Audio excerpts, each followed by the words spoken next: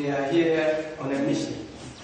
And we have a doctor among them who would like to introduce the team that is here to tell us why they are here. So, with your clap offering, I would like to introduce Dr. Sham.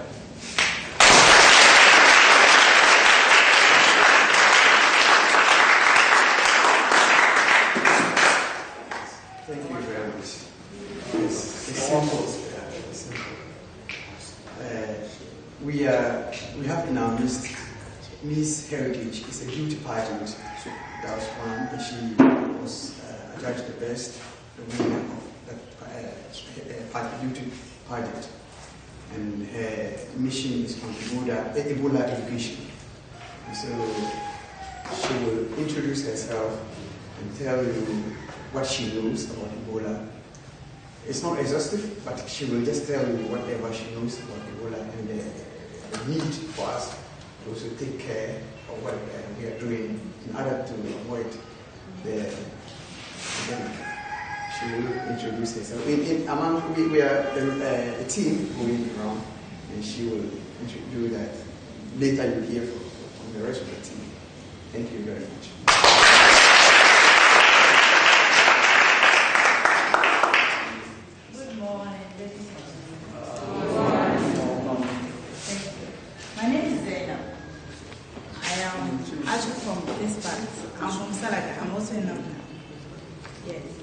Actually, we are here on a simple mission, just to, tell you, educate you on Ebola, the preventive measures you should take, everybody should take on Ebola. I believe everybody has heard of Ebola, but we don't know what it is. Yes. Thank God it's not yet in Ghana, and we are praying and hoping it doesn't get to Ghana. So I am here just to, tell you the facts on Ebola. I am not an expertise. We have there's a doctor here. If you have a question that you think you want to ask and I can't answer, he will be able to answer you. Yes, so that is why we are here. With me here is the team, they will introduce themselves. My name is Hadi Yako, and I'm a member of the team.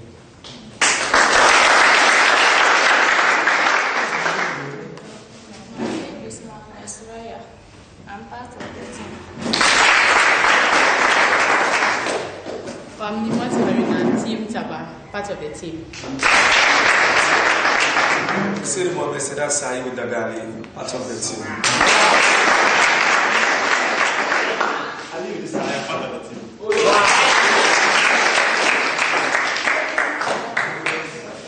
I believe you know your headmistress.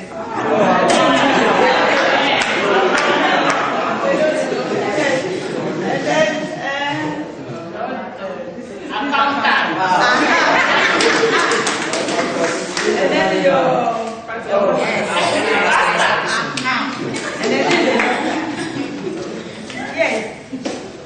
So that is it. Actually, we are here to, tell you the facts on Ebola. As we know, it's been said that you and I don't know. There's no victim, there's no, record on Ebola patients yet. There's no case on Ebola yet. But we want to know the facts. What measures we should take, the preventive measures we should take. Should we hear or see that, should we see someone with symptoms of Ebola, what we should do? It's not that scary. We don't have to stigmatize people. That if they say, maybe someone has Ebola, to usher away from her family, because she has Ebola. That means her sister has Ebola, this person also has Ebola. Let me run away from all of them. No, it's not so. When someone has Ebola, they quarantine the person. Actually, until the person is tested Ebola positive, you can't say the person has Ebola simply because the person has malaria or fever.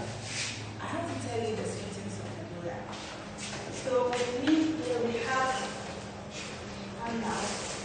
some leaflets that I would like to distribute to all of you so that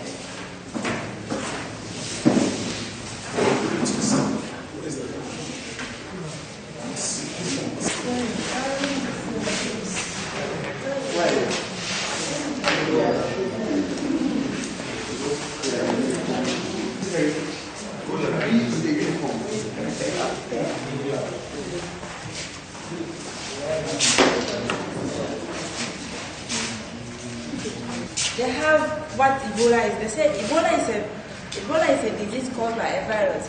As to what the virus is, you and I don't know. Yes, what we know is it is a virus. So they say we should look at the symptoms of Ebola. Some of the symptoms. They say Ebola presents with fever, general body pains, vomiting, diarrhea, and at times bleeding from any part of the body. Malaria, like normal malaria, also comes with those symptoms. Someone might be shivering, vomiting, diarrhea, and all that. You might mistakenly think it is Ebola. So until the person is taken to hospital and is tested positive Ebola, then you can say the person has Ebola. That person has to be quarantined. When we say quarantine, the person will be isolated from society. We have specialists, doctors, that will take care of the person. And anybody who comes in contact with that person, when you hold a person who is Ebola infected, you too have to be quarantined, unfortunately. Yes, and then we are looking at how Ebola is transmitted. That's the number 3. Ebola is transmitted through direct contact, as I said earlier on. If I should have Ebola and I touch, even as I entered, it's not airborne, actually, but as I entered here, the people I came in with, the people I sat in the car with, I have infected them. They have to quarantine all of us. When I enter here, it is not airborne. You have not gotten it because I have not come into contact with you. But when I shake you, I touch you, I hug you, then I have to quarantine you and I.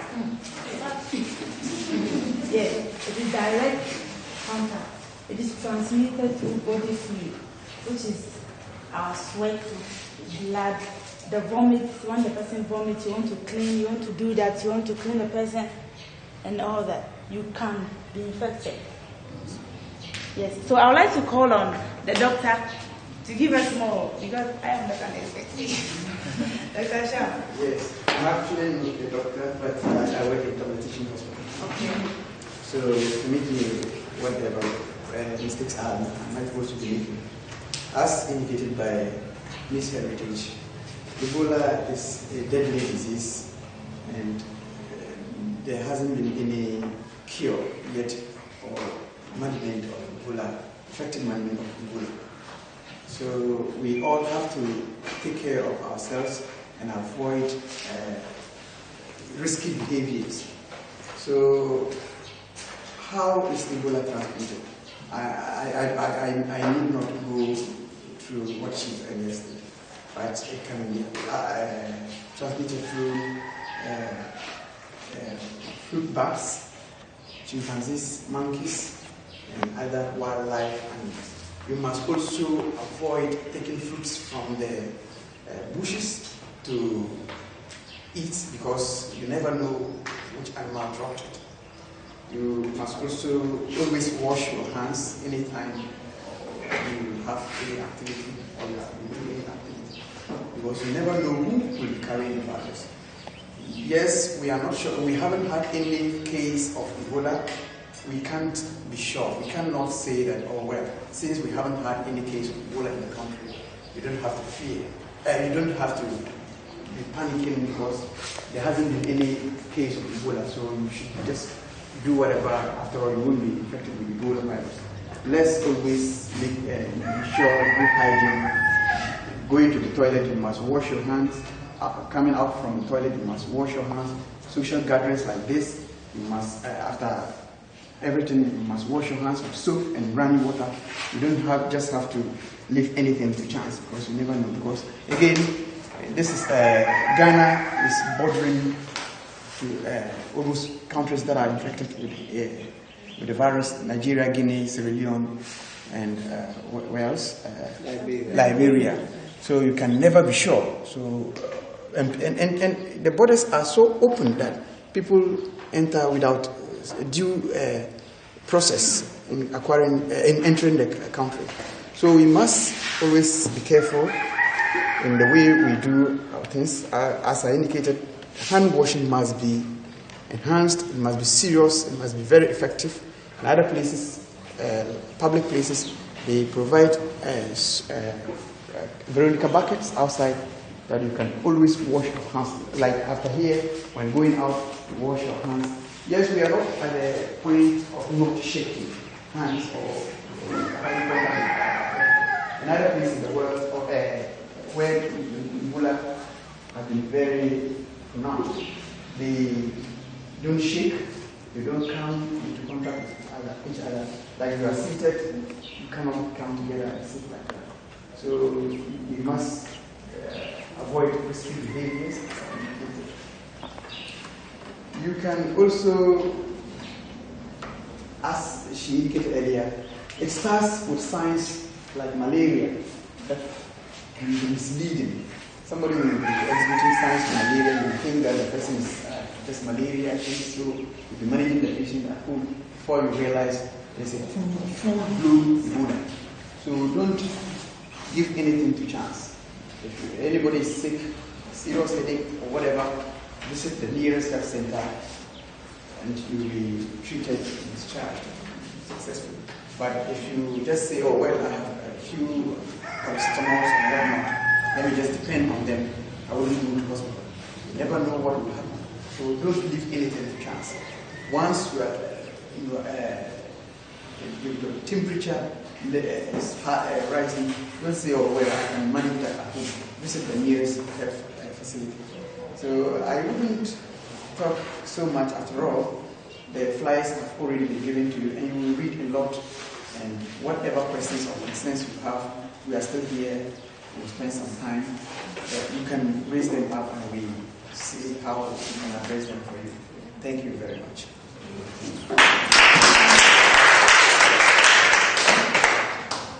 What I want us to physically look at is from the number 5 down. Yes. How Ebola can be prevented. They say you can prevent Ebola by regularly washing your hands with water and soap and staying away from body fluids of an infected person. The water and soap they're talking about, it's not when you like fetch water in a bowl and then you wash it in one bowl. No, it should be a running water, like in a pipe. I think on the other sticker we have and a running water. So you have your soap, you use the tap, once it's flowing down, you wash your hands. Because when you wash your hand in a bowl and someone also comes to wash it, it's as if you've not washed at all. If you have it, you've given it to the next person. So let's look at that one. Let's make sure we wash our hands with running water. And then the number 6, should you suspect you or someone has Ebola, do not panic. If you hear that maybe Miss Heritage has Ebola and she's coming to your school, everybody will be running away from you. It shouldn't be so. You don't have to panic. It is not airborne. You see, I'll be quarantined. And if I'm lucky and I'm cured, but for now we don't have cure for it. If I'm cured, I can come back to the community and join you. You don't stigmatize. You don't run away from me and my family. Should you see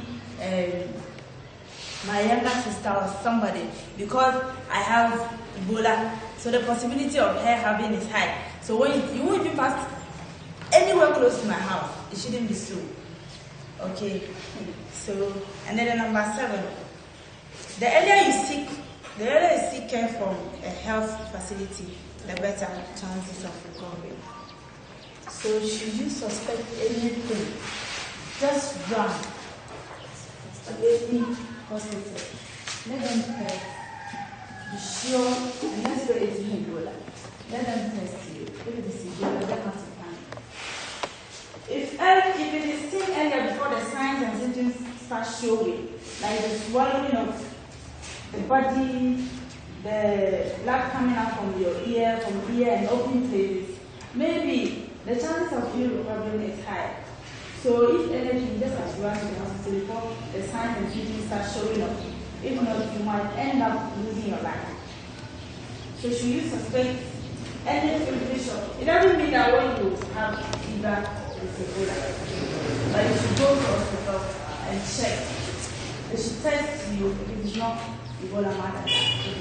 Ebola the quarantine. Okay. I don't know when the next process. So if you have any question, you don't ask. You need to walk. Yes, sorry. Yeah, she just reminded me. You know, on the other leaflets, you can see pictures of. We have. Oh, sorry.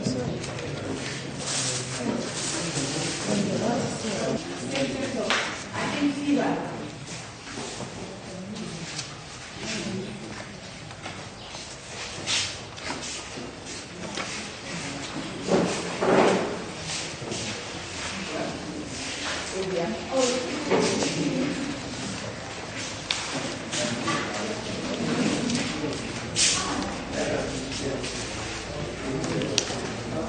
You okay?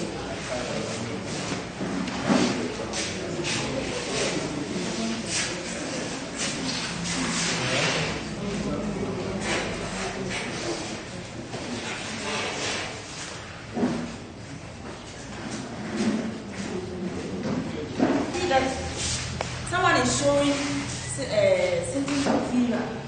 The mother is carrying him and all that. You can see that. And then the second one is handshake. You know, that is the bad way to handle, they are telling us that it's not the proper way to handle Ebola patient. When someone has Ebola, you don't have to handle the person with your bare hands. They actually have protective gowns that you should cover your hands and your body with the gowns before carrying the person. That is why it's that is the wrong way of handling an Ebola patient. And then here, they are telling us to desist from handshakes. Should we hear that Ebola is in Ghana, the earlier you stop shaking hands, yes. And then here, they are telling us to stop taking monkeys, chimpanzees, and fruit bat. You know fruit bat? We should stop taking it because they are said to be the hosts of Ebola. Yes. And then here, it doesn't necessarily mean pipe on water, like your hands should always be under the pipe. Someone can fetch water and then pour it on your hand to wash. So that is it. And then we should always cook our food. It should be well cooked, or the food should be warm before eating. Yes.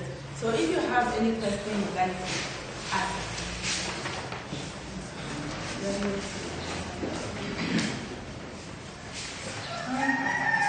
yeah.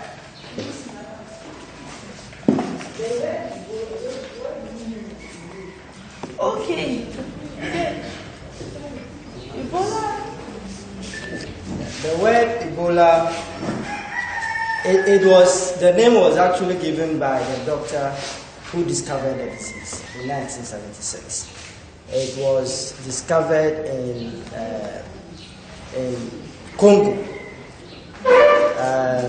And the doctors working on it, the doctors who discovered it, actually looked around to find the nearest river.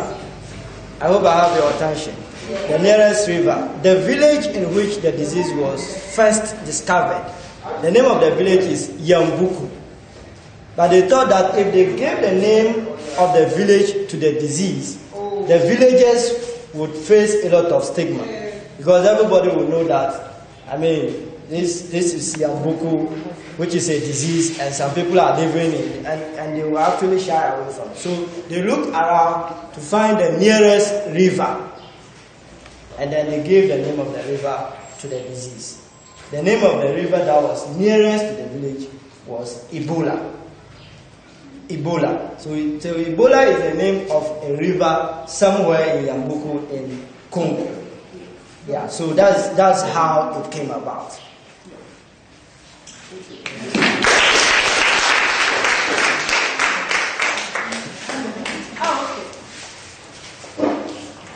Thank you for this opportunity. My question is that here you said in case we happen to get Ebola in Ghana, we should invest from handshake. What is the best way for greetings? Okay, here in Ghana, here in particular, in our area, like northern region, we acknowledge greetings so much. You know, when you greet somebody, when someone is bringing his or her hand to shake you, and you are like, oh, the person might take offense. But should they hear of Ebola, maybe they will understand. So the best way I think we should, greet, should we record any case of Ebola in Ghana, is the waving. Yes. Yeah, when you see me, oh Zainab, oh hi, it's better. Instead of, because I can't put gloves on my hand to shake you. You might take offense. If I should put gloves around or rubber bag, plastic bag around my hand to say, oh, good morning with a rubber bag, you might take offense. So the best way I think we should greet it, should I say, oh, hello, hi, that's all. Some people also said elbow. Elbow is not even safe, because if I am giving you elbow shake, there is a body contact. I am not wearing sleeves. She's wearing sleeves. The possibility of me giving to her is high, because she will be taking the dress off. And my arm, she might fold it and pull it up. You see? So the possibility of her getting is also high. So I think the best way to take is the handshake, or our normal going down with that. Like she said, every community has its cultural practices. So if your culture wouldn't, depending on whichever culture you're coming from, or community you're coming from, we have all, you can greet in a way that's not offensive to the tradition of the community. So like she said, maybe we are young guys, you can shake, you can wave and go. Other people, you don't have to wave, you just come down and bend down, greet. Others, you don't mind whether bend down or whatever, just stand and greet, and it's accepted. So it depends on your tradition. Please, I want to know whether you can choose together with the person. I don't want to lose. Please have this together.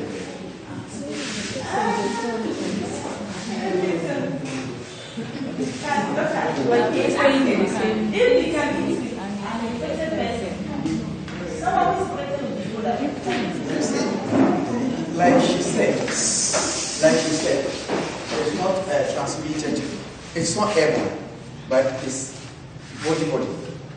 So ideally, it's just this part of the world that we eat together. We are not supposed to be eating together. You take your food, I take my food, and we eat differently. How do you understand? You are not supposed to be eating from the same bowl or whatever. Somebody with Ebola, you are eating with him or her. Be sure of sharing saliva. Be sure of sharing saliva and other things. So we understand. And in our communities, we use the same bowl, wash in the same bowl, and you are sharing the same bacteria and infections. So in the world of Ebola, do your things separately. Use disposable spoons, especially in bars. You don't have to go and using the same spoon you wash it. Some viruses are very stubborn that you cannot wash them with soap. So it's not allowed. It's not the best practice to be eaten together. But like I was saying, depending on where you are coming from, the tradition will make it very simple that we must eat together. We are doing it because it will be quite offensive to be isolating yourself from the community. Some people may take confusion. So that's good.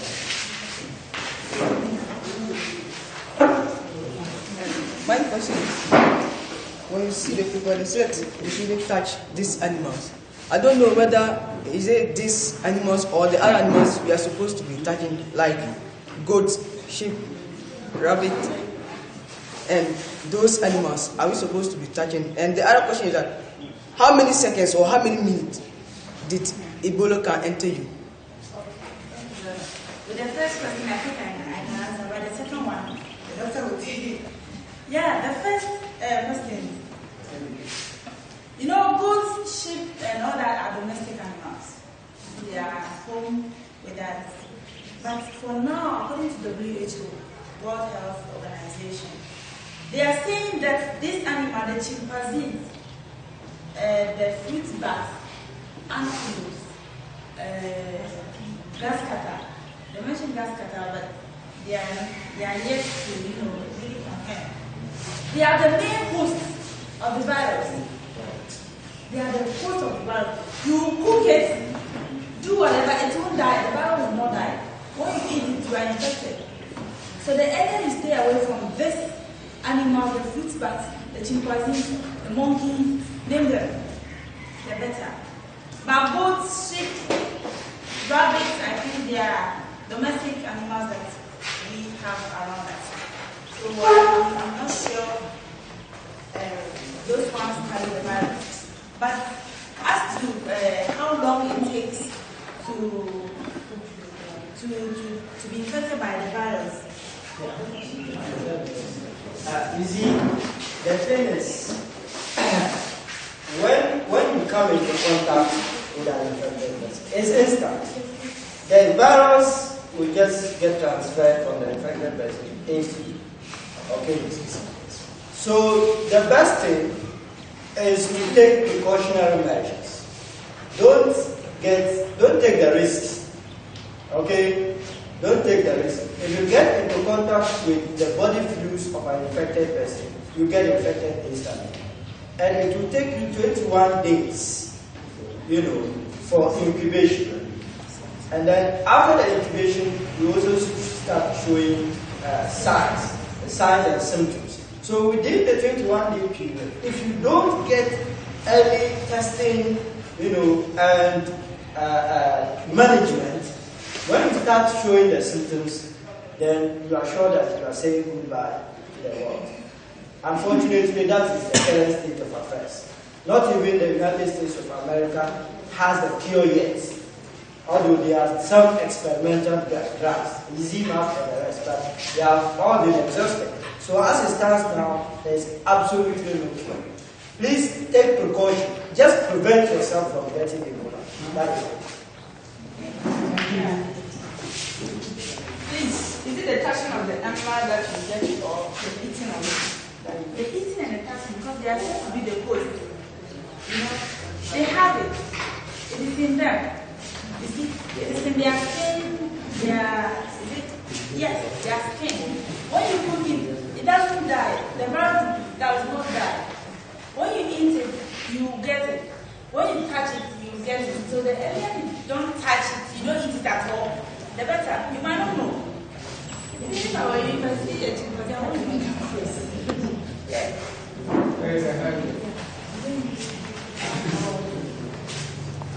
Please, that Ebola is a serious and deadly disease caused by animals and humans, which are confused about the animal. I don't know whether the disease is coming from animal or is coming from human being, which transmit to animals. And the second question, that when you have to eat, you must eat. And you said that when the disease is in food, when we eat food, it won't die. Now, how can we talk about it? No. Yeah, silence. Let's listen to the answer.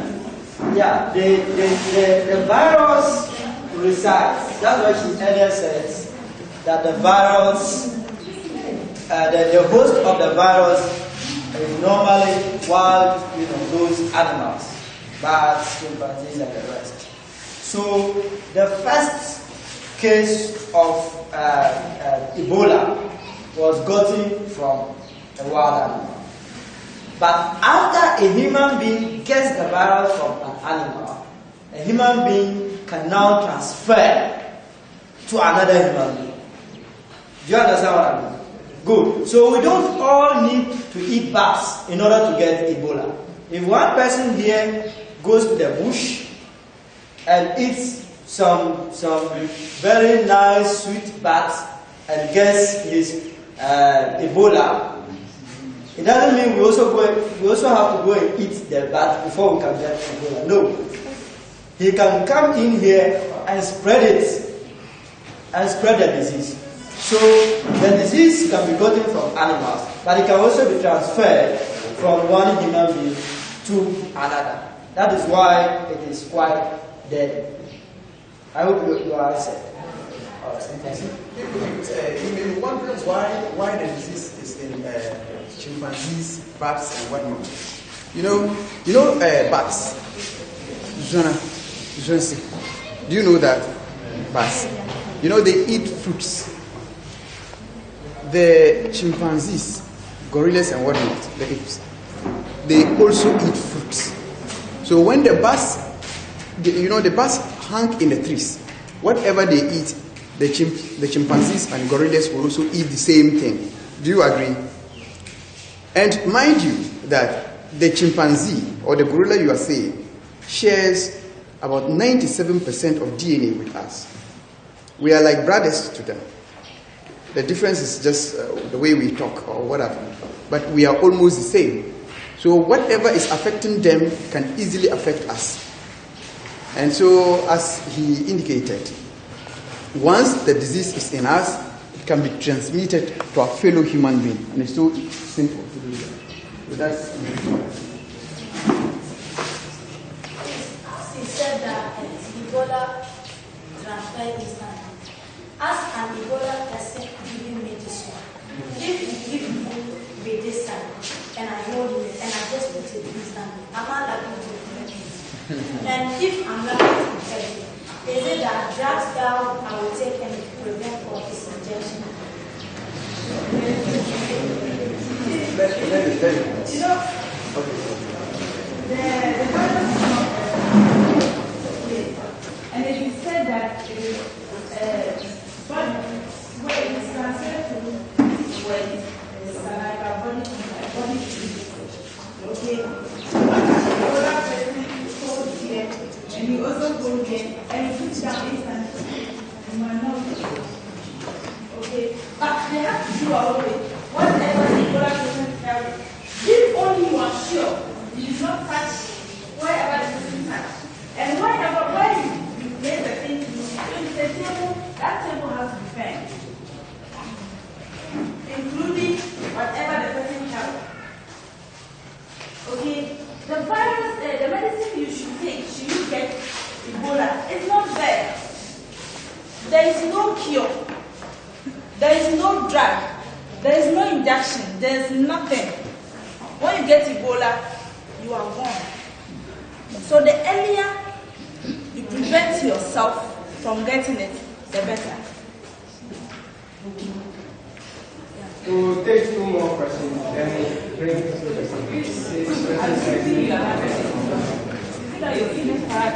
like this picture. The picture here is the virus. That is how the virus looks like. Unfortunately, I didn't bring my own. I would have shown you a PowerPoint. The picture here is the virus. Okay, it will be in you. This is what you have in you. You understand? When you start showing symptoms, you will see swells, your whole body will be swollen, blood will be coming out. I didn't bring the file out, I would have showed you. This is the virus you have in you. That is the Ebola virus. That is the Ebola virus. So that is what you have in your system. The last question. You have already asked a question. Let's take from that question. My question is that, as you said, Go ahead. as you said, the bat is affected with Ebola. And but they normally eat shea butter, palm tree, the seed. So now, if in case they eat it, and then pick the seed and do shea butter, will it be effective? You know, it's a good question. Bats fly. Unfortunately, in Ghana here, Ebola has not gotten to Ghana. Okay? And I am not sure, Dr. Sham, please answer the question. Well, the question is, in a northern area here, there are a lot of shares. It's very interesting. As she's saying, we have not gotten to that time, period yet. When the time comes that there's a suspected case of, what's the name?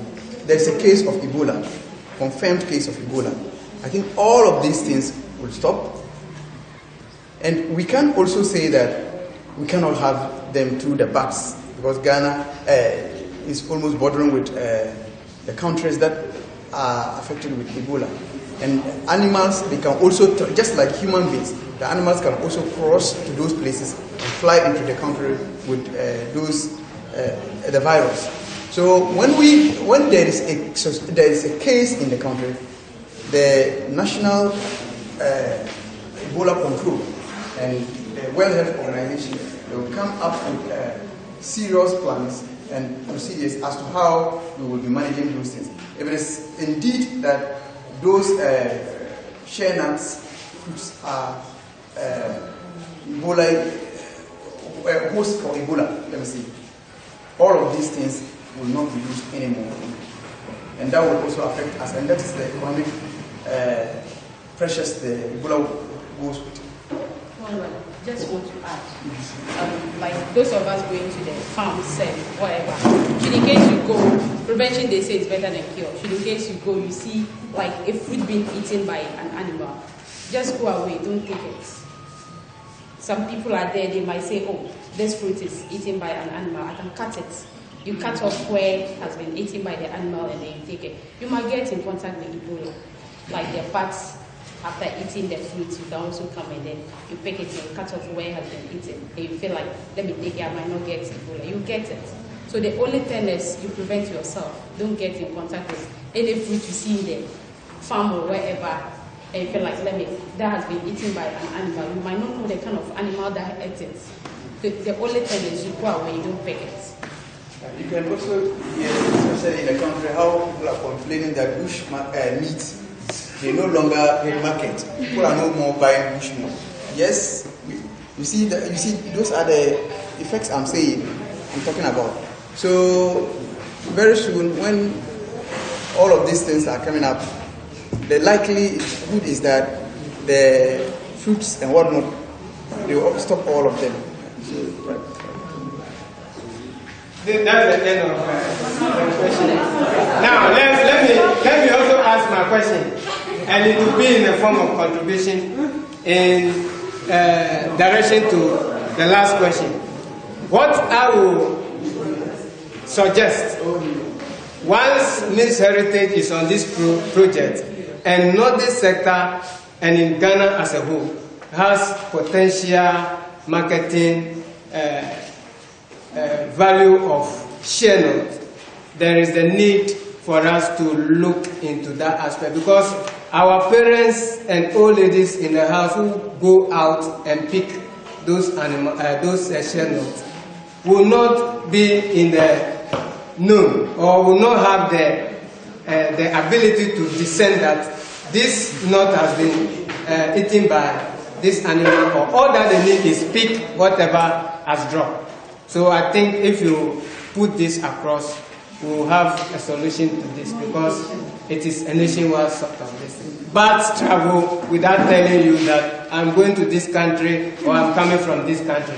Once bat is moving up and down, there is a likelihood that they have already dropped some.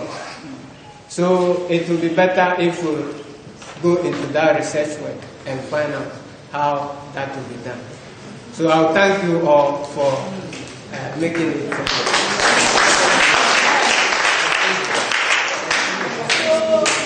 I'll plead with all of you. You know, I want every one of us to just carry the message home.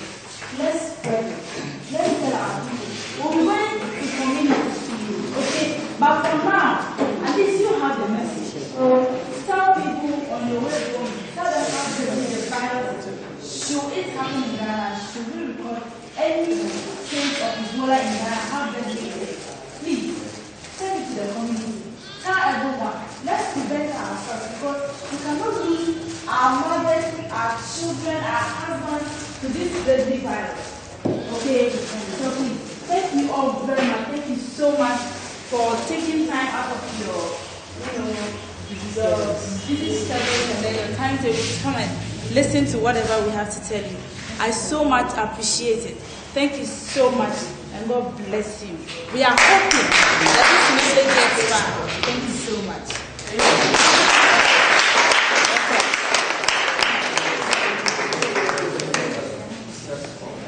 I think from events that we thinking, we never knew things of this nature would come today. So as they are here, we've learned a lot. And the message has come. You have acknowledged now. But now it is left to you and I to make sure that you have control over that thing. Because the Ebola has no authority over you. You have authority over the Ebola. Are you okay? You have authority over Ebola. So if you say you are washing your hands, Ebola will not come closer to you. So we would like to thank Miss Heritage and his team for coming here to give us this education. Thank you so much. And another time. Just on behalf of myself and my team, just to show appreciation to your madam for.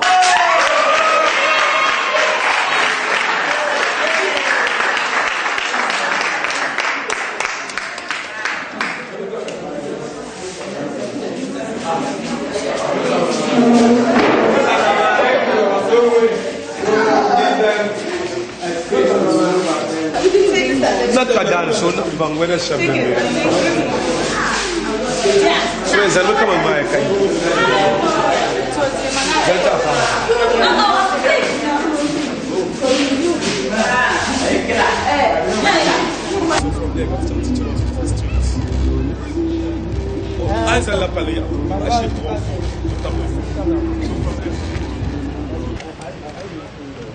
You had a raw one, then I come on. Now. Support. So they will introduce you, you share your findings with them, tell them your mission, Ebola education. Then afterwards you share the flyers, you fraternize with them, say you will always come for their support. And I heard you say that you will be doing a regional tour. That when you come, this is just prelims for them to know you such that when you come the next time, you are not new to them. So you are in there for their support. That will champion education. So what do you say? No, I think that's very good. Chance will introduce you to the mission. I will say a few words. So you listen very carefully to what he's saying. You listen very carefully to what I'm saying, and then you pick one or two things, particularly the learning and the need for their support. Let them know that you are coming from, with the support of the Ministry of Health, and all of that. So keep it short, and if they have any questions or if they want any advice, simple, straightforward.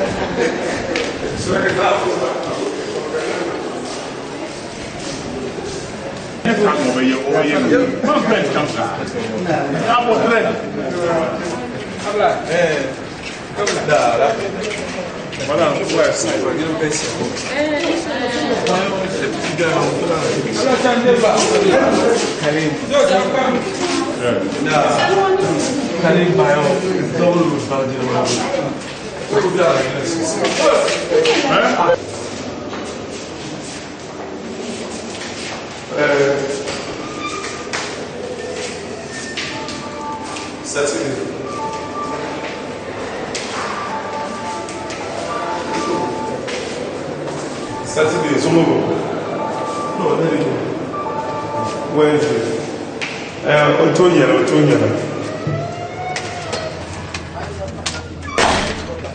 matter are you in the one eatable?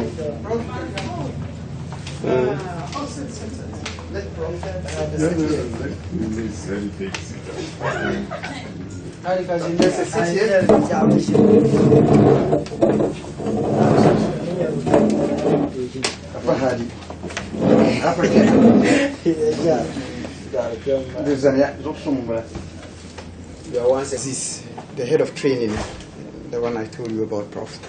And he will be handling our program.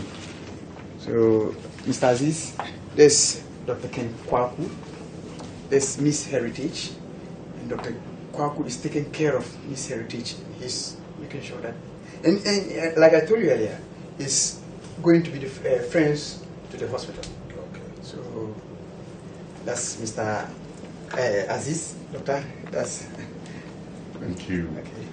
Thank you very much for making this possible for Miss Heritage to visit the hospital.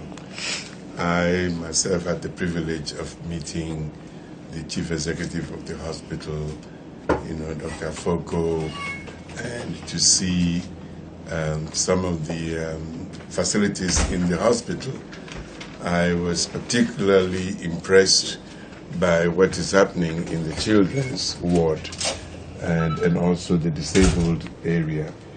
So my mother's foundation, the Rebecca Agro Foundation, among others, UNICEF and the rest, are sponsors of Miss Heritage Ghana 2014.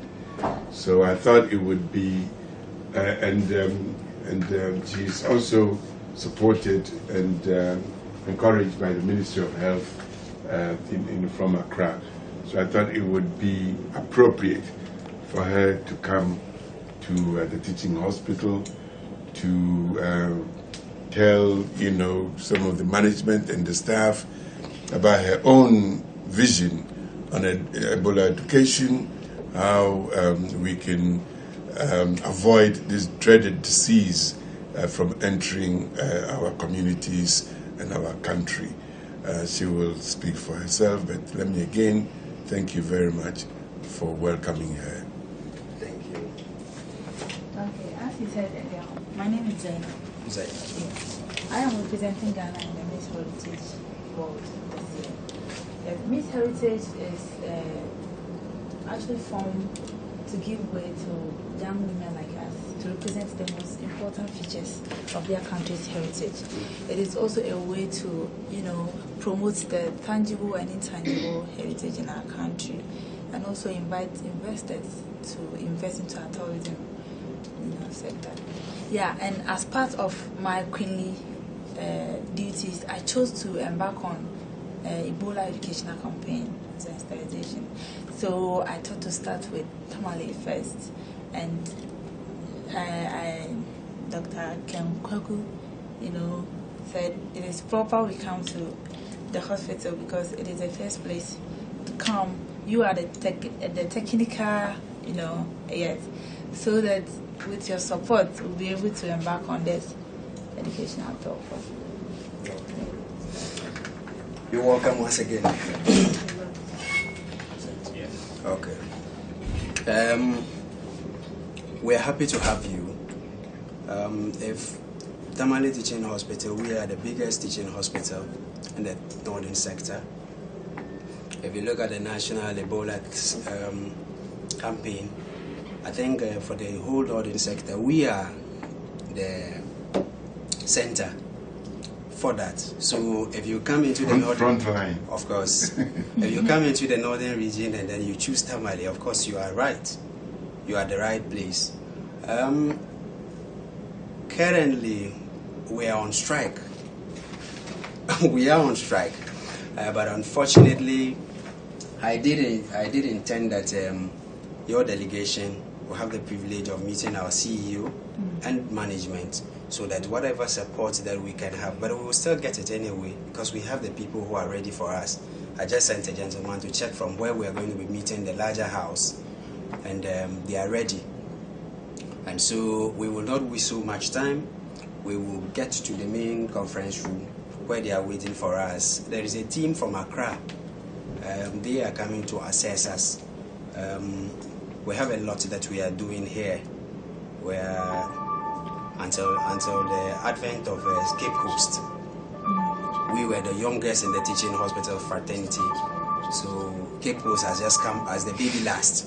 So for now we have somebody behind us. So the Accra people actually came to assess us. Last year we were voted the best teaching hospital in Ghana. Irrespective of our size. We're doing a lot. So they are here to assess us again. And that is what has taken. They were ready for us, but just for the timing, because we're expecting you here between 10:30 to 11. And if you look at your time, we have just gone past 11. So they had to move to meet people from Accra. So I'll just take you down there so that we'll get to meet the people. We have a very small number, but the idea is that they will disseminate the information. These are frontliners from the various professions who will meet us and then disseminate whatever that you are bringing here to all and sundry here. So without wasting much time, I think we can take leave and get down there to meet them. And thank you for coming. Please just sit down.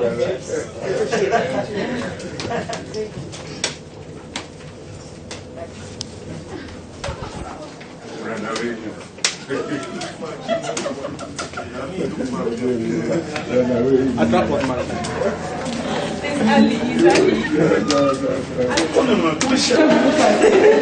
No, you took you there.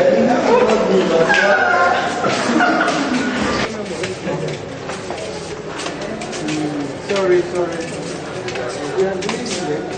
Chief Nyaka, you're not just a bunny. Eh? I'm Patrick. I understand something. We are know that. I probably should I do it?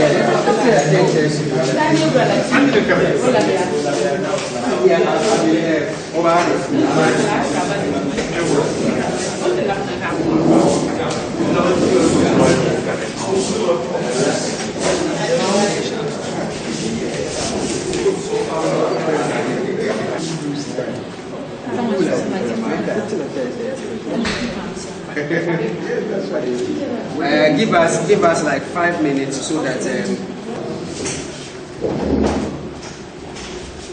there is a chief amongst us, and I have to acknowledge him. Chief, good morning. Anyway, we are privileged to have, even though it's at a rather short notice, that some of our colleagues are here to join us. So we are privileged to have in our midst Miss Heritage Ghana. She's representing Ghana at Miss Heritage World, right? Yes, she's Zainab, as she gave the name, but she will do more when she has her time to talk to us. And her project, she's working on Ebola, as we know. I think even between AIDS and Ebola, all of us will pick AIDS and run away. We used to fear AIDS. But something has come that is even more uglier than AIDS, and she's working on that. That's definitely. Also, we have Dr. Kwaku. Dr. Kwaku is the one who is sponsoring the project. And we, as a teaching hospital, we are privileged that we have somebody like that who has chosen this hospital as a referral point. Dr. Kwaku wants to be described as a friend to this hospital. So beyond his heritage staff, there are other things that Dr. Kwaku will want to do for us as a hospital. So we are not going to waste so much time. Time is far gone. Looking at knowing what we do here and knowing the essence of time, we'll give them some brief moments to introduce themselves to us and to tell us why they are here. It is African. We might know why we are here, but we still want the guests to tell us why they are here. Dr. Kwaku and Ms. Arada will call Zainab. I think I'm fine with that one. You are welcome to Tamale Teaching Hospital. Guests, we have Dr. Kwaku and Zainab here. So we start with Dr. Kwaku, then we get to Zainab. Okay. Thank you very much. I think we can spare him to set, isn't it? So please set. We'll hear you. Thank you. Now, It's my pleasure to be here. I was here yesterday. I had the privilege of meeting the Chief Executive, Dr. Foto, and other senior managers of this wonderful institution.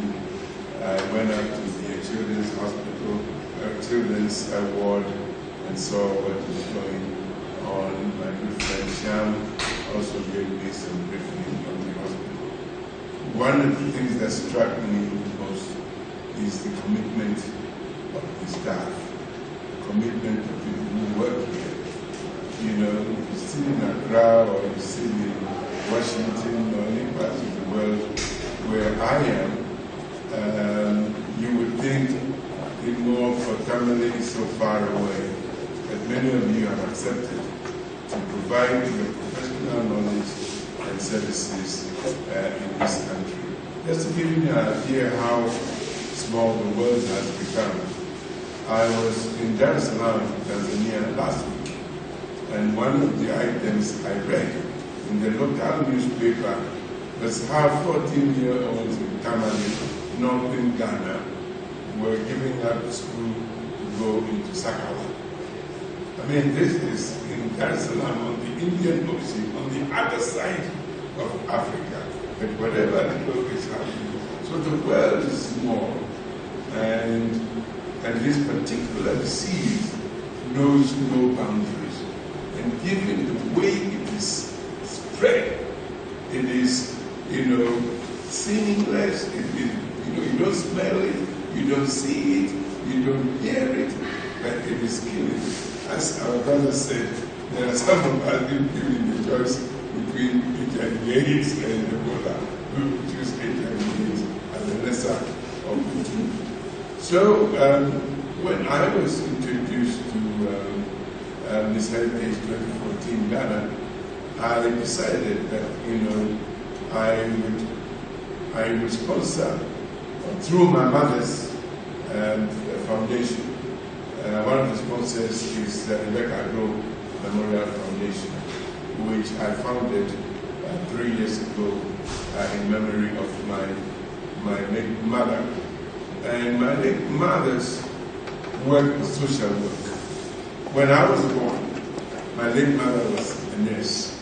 She started her life as a 19-year-old nurse, and I was born when she was about 20, and she lived to a ripe old age of 86.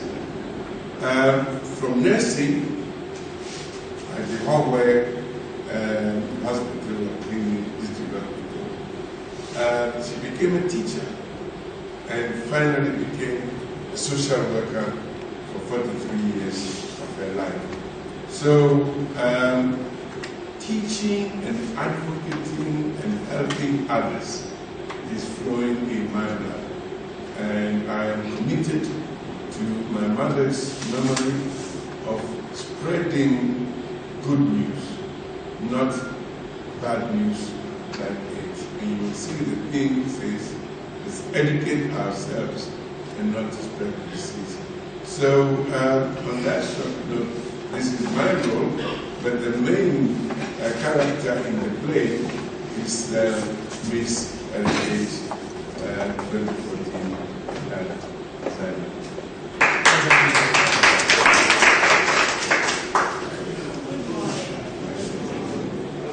Before I begin, let me use this opportunity to apologize to everyone for having we are chosen a time for now. I'm so sorry for that. Pardon me and actually, now, yeah, this heritage is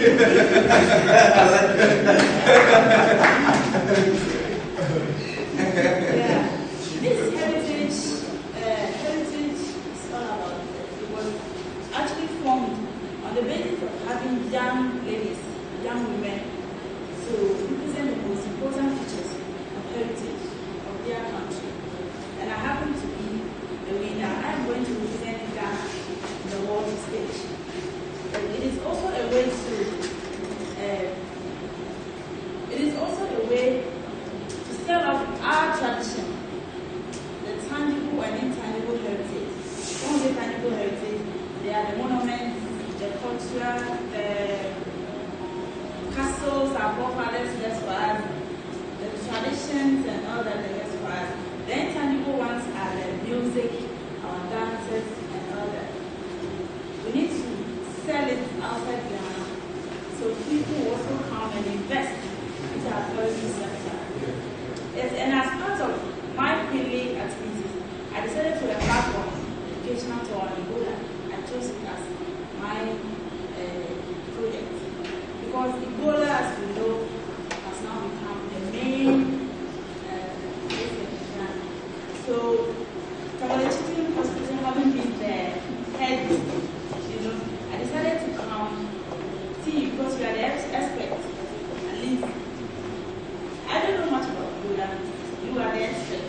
So you then give me the knowledge as to how to go about it, what to tell people, and what not to say. There are certain stuff when you say, there are certain things when you say, you scare people. So I don't want to, take the things into my own hands, but come to you, then we go into community. That is my next decision. Tell them, let them know what Ebola is.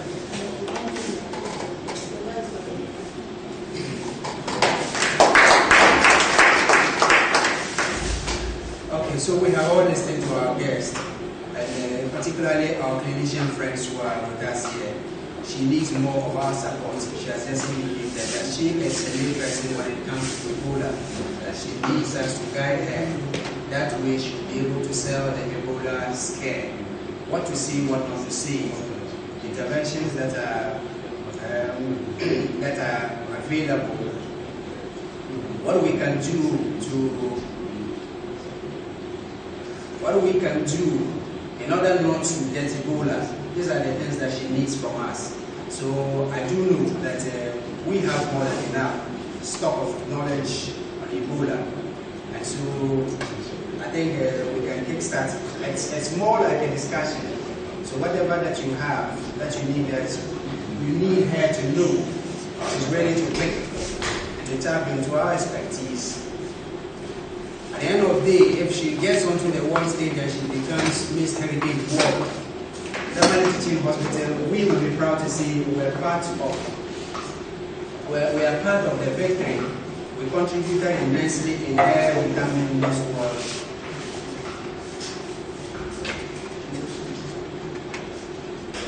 Yeah, so I think the floor is duly opened for ideas.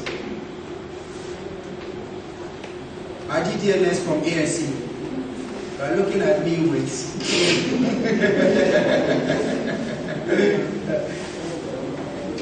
Chief.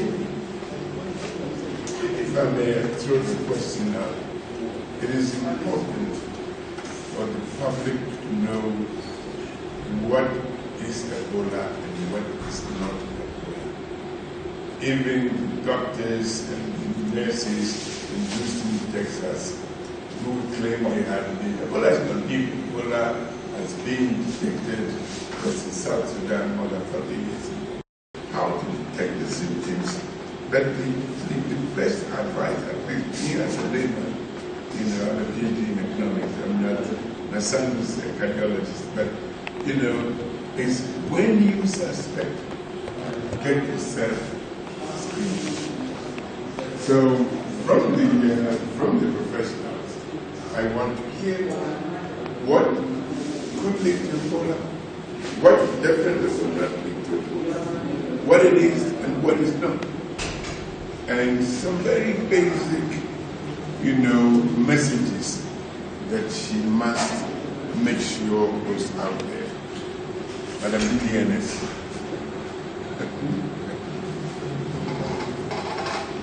Our own set did a manual on Ebola, and that is used nationally as the manual for training on Ebola. Yes, so if she's exiting, if they are going, I think we can let her have a copy of that. But for now, the very basics that she know about Ebola, let's just show them out so that she knows what to capture for now. Then she can look for other areas to add up.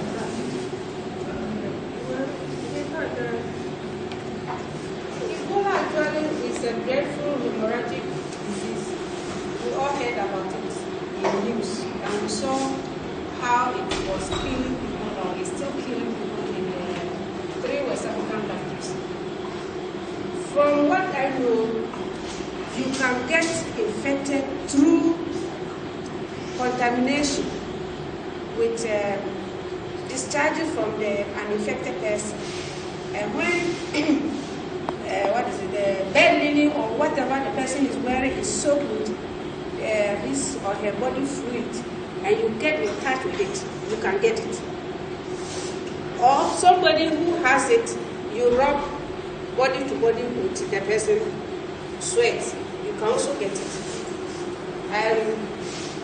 I don't think it, we haven't come to that. I haven't seen it, that eating with person with Ebola, you can get it. That one, I haven't seen it. But any body fluid from a person with Ebola is highly contagious to somebody who is not having the disease.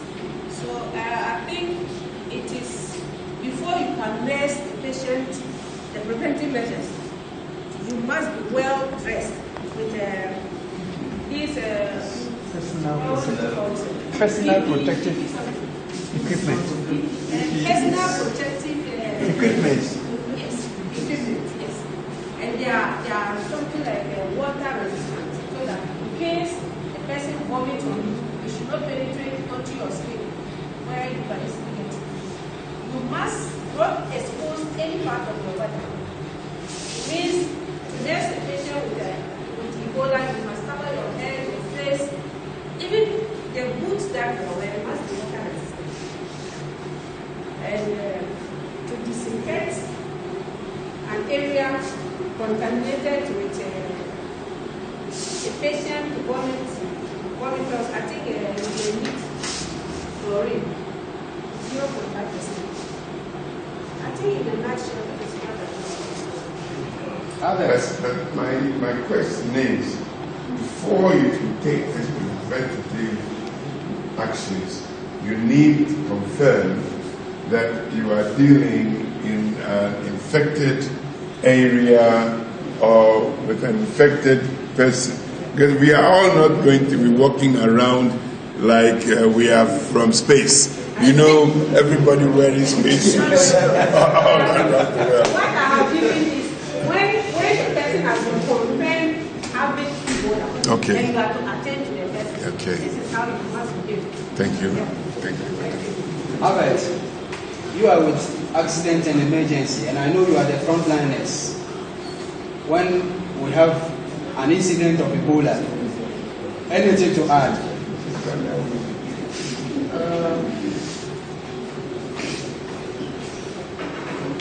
I think my previous I said it all.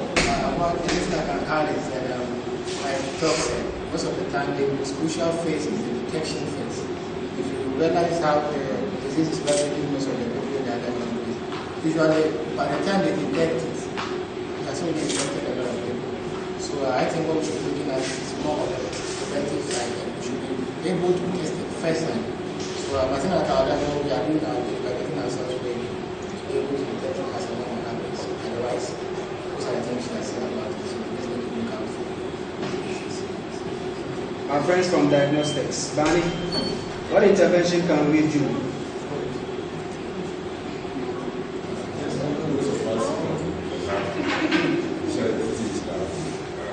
We are not even up to that level to handle Ebola cases. So,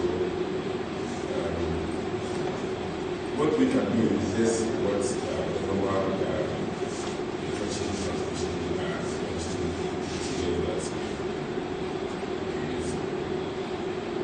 that's what, because we are not supposed to even handle Ebola cases.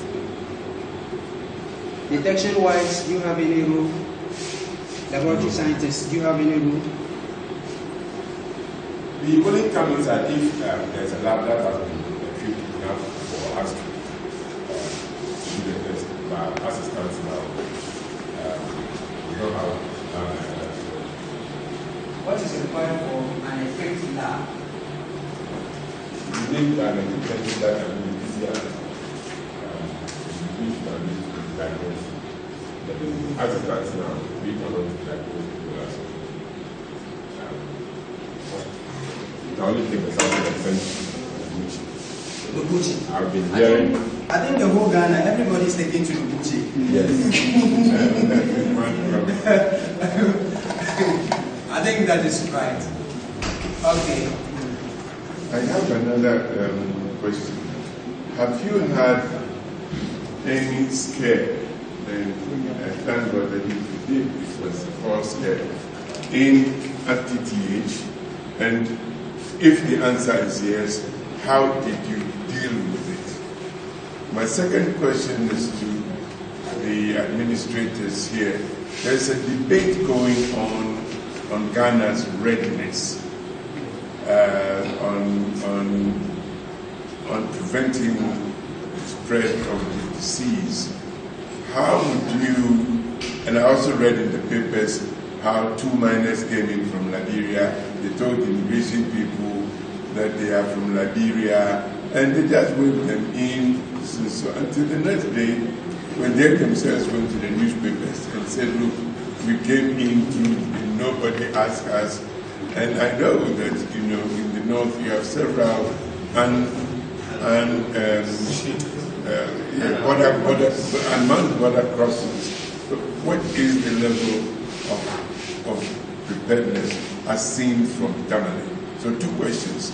One is whether we've had any scare here, and how did we deal with it as a model, for others. And secondly, how, whether in general, as seen from Tamale, the countries, and it's not just the government there, this effort is part of the countries.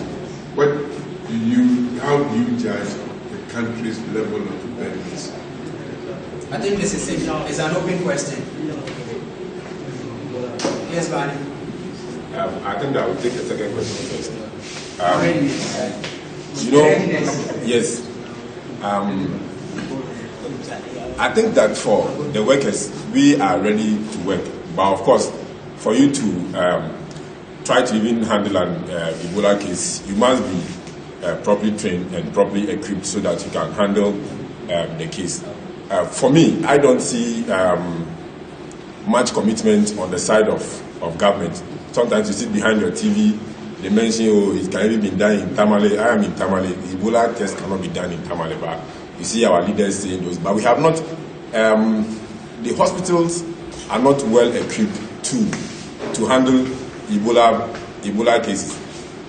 So I think that government must actually resource, at least the zones we have in the country. Government must equip them so that they can handle it. You are in management. If anything like that is going on, you should be able to tell us.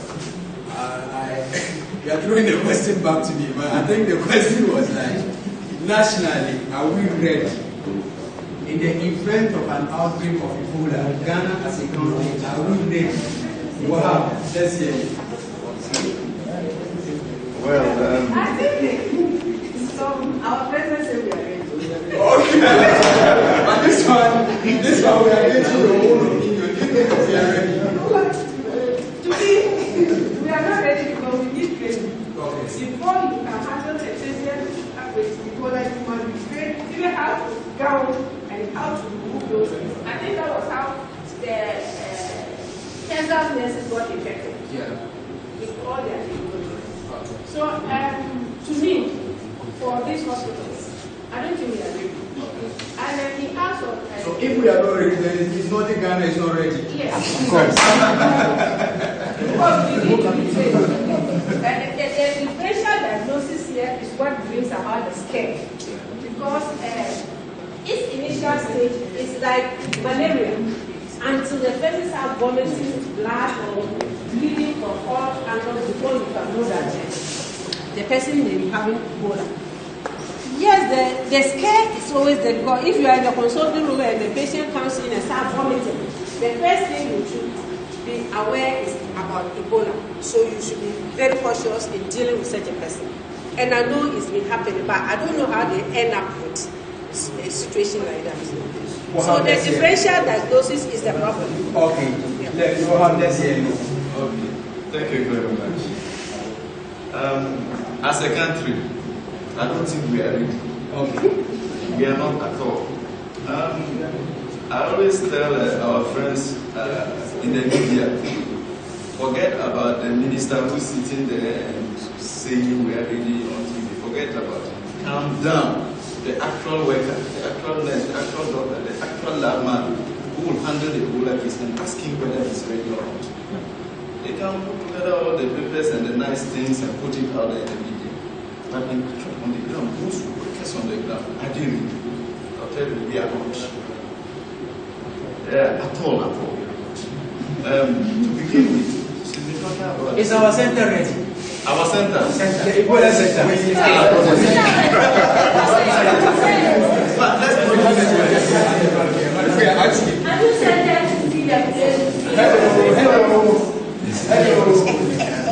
We are aware. We are one of the Ebola zones. And I do know that we have the facility at the back there. But I'm asking those of you who are clinicians, is the center ready? We do know.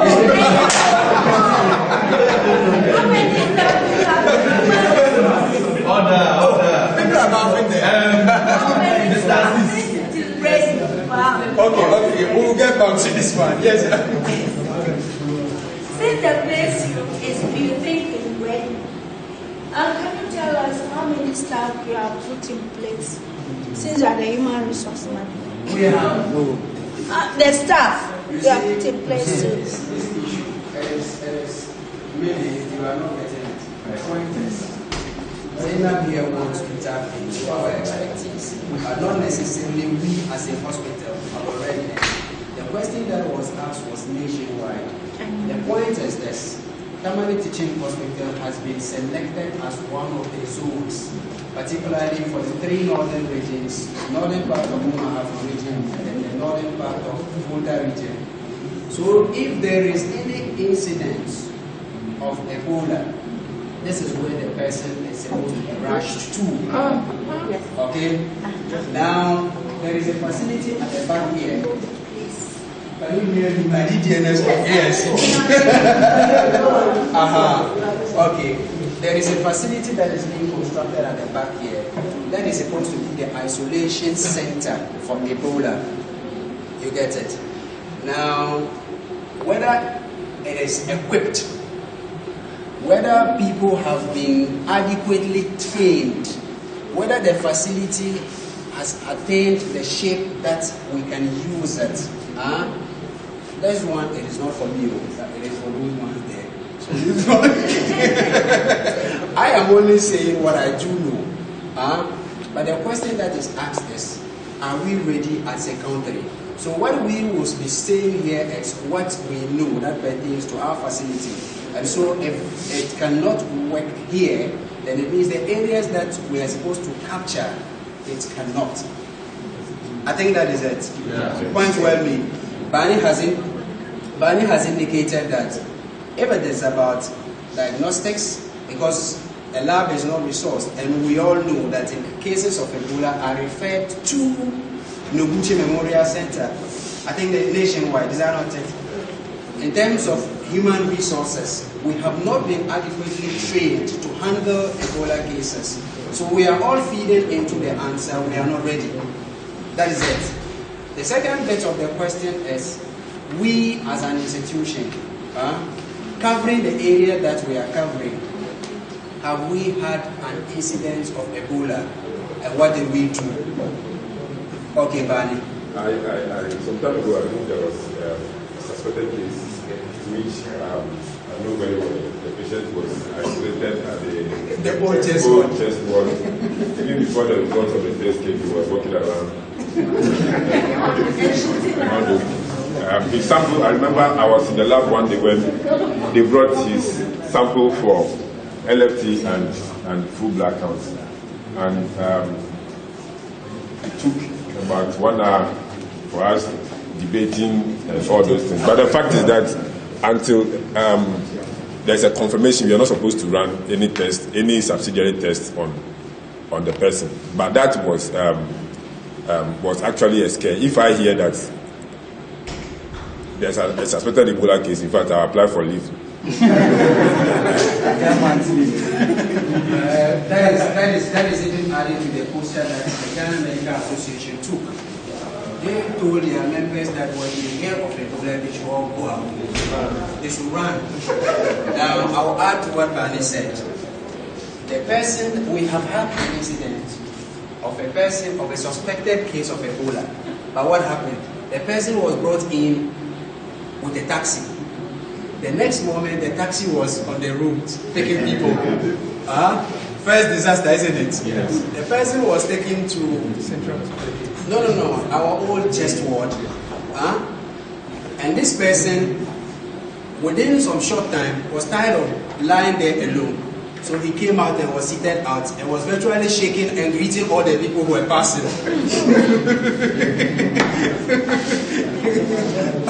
Okay, so this one is just throwing more light to the fact that we are not ready.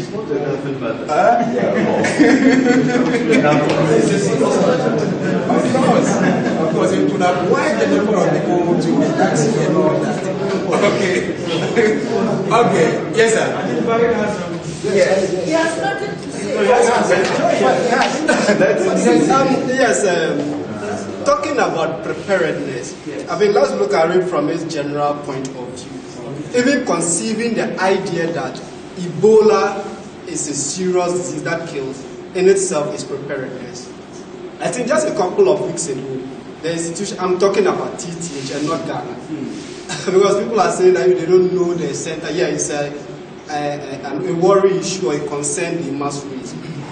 Even if the PPs are there and the staff are there who are willing, ready and prepared to attend to any suspected case of Ebola, in itself is preparedness for me.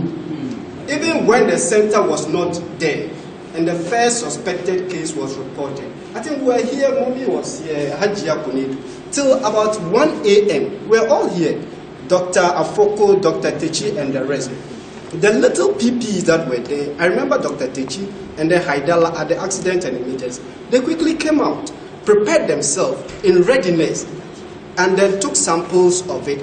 And as you indicated, the former chest ward, that was when the person was confined to, though not a conducive place for someone to be kept. But the idea was there. In the unlikely event something of that nature arises, how do we do? The center is there, though not completed, but at least as an institution, we are not going to brag. But at least when an incident of that nature comes, I am sure we will be able to manage it. But that is not indicative of the fact that either we are not ready or the nation is not ready. But at least, the equipment needed. But you see, we are speaking English. When you sit down, We are speaking English. What we have just said, you have not disputed any. How the person was brought in was a disaster. Huh? We don't want to discuss further, that's all we're keeping quiet. Because our approach to that patient alone, if it was positive, all of us would have been dead. People were wearing those PPEs to take care of that patient and walking in the corridor. People dressed the PPE from my department all the way to that person and came back.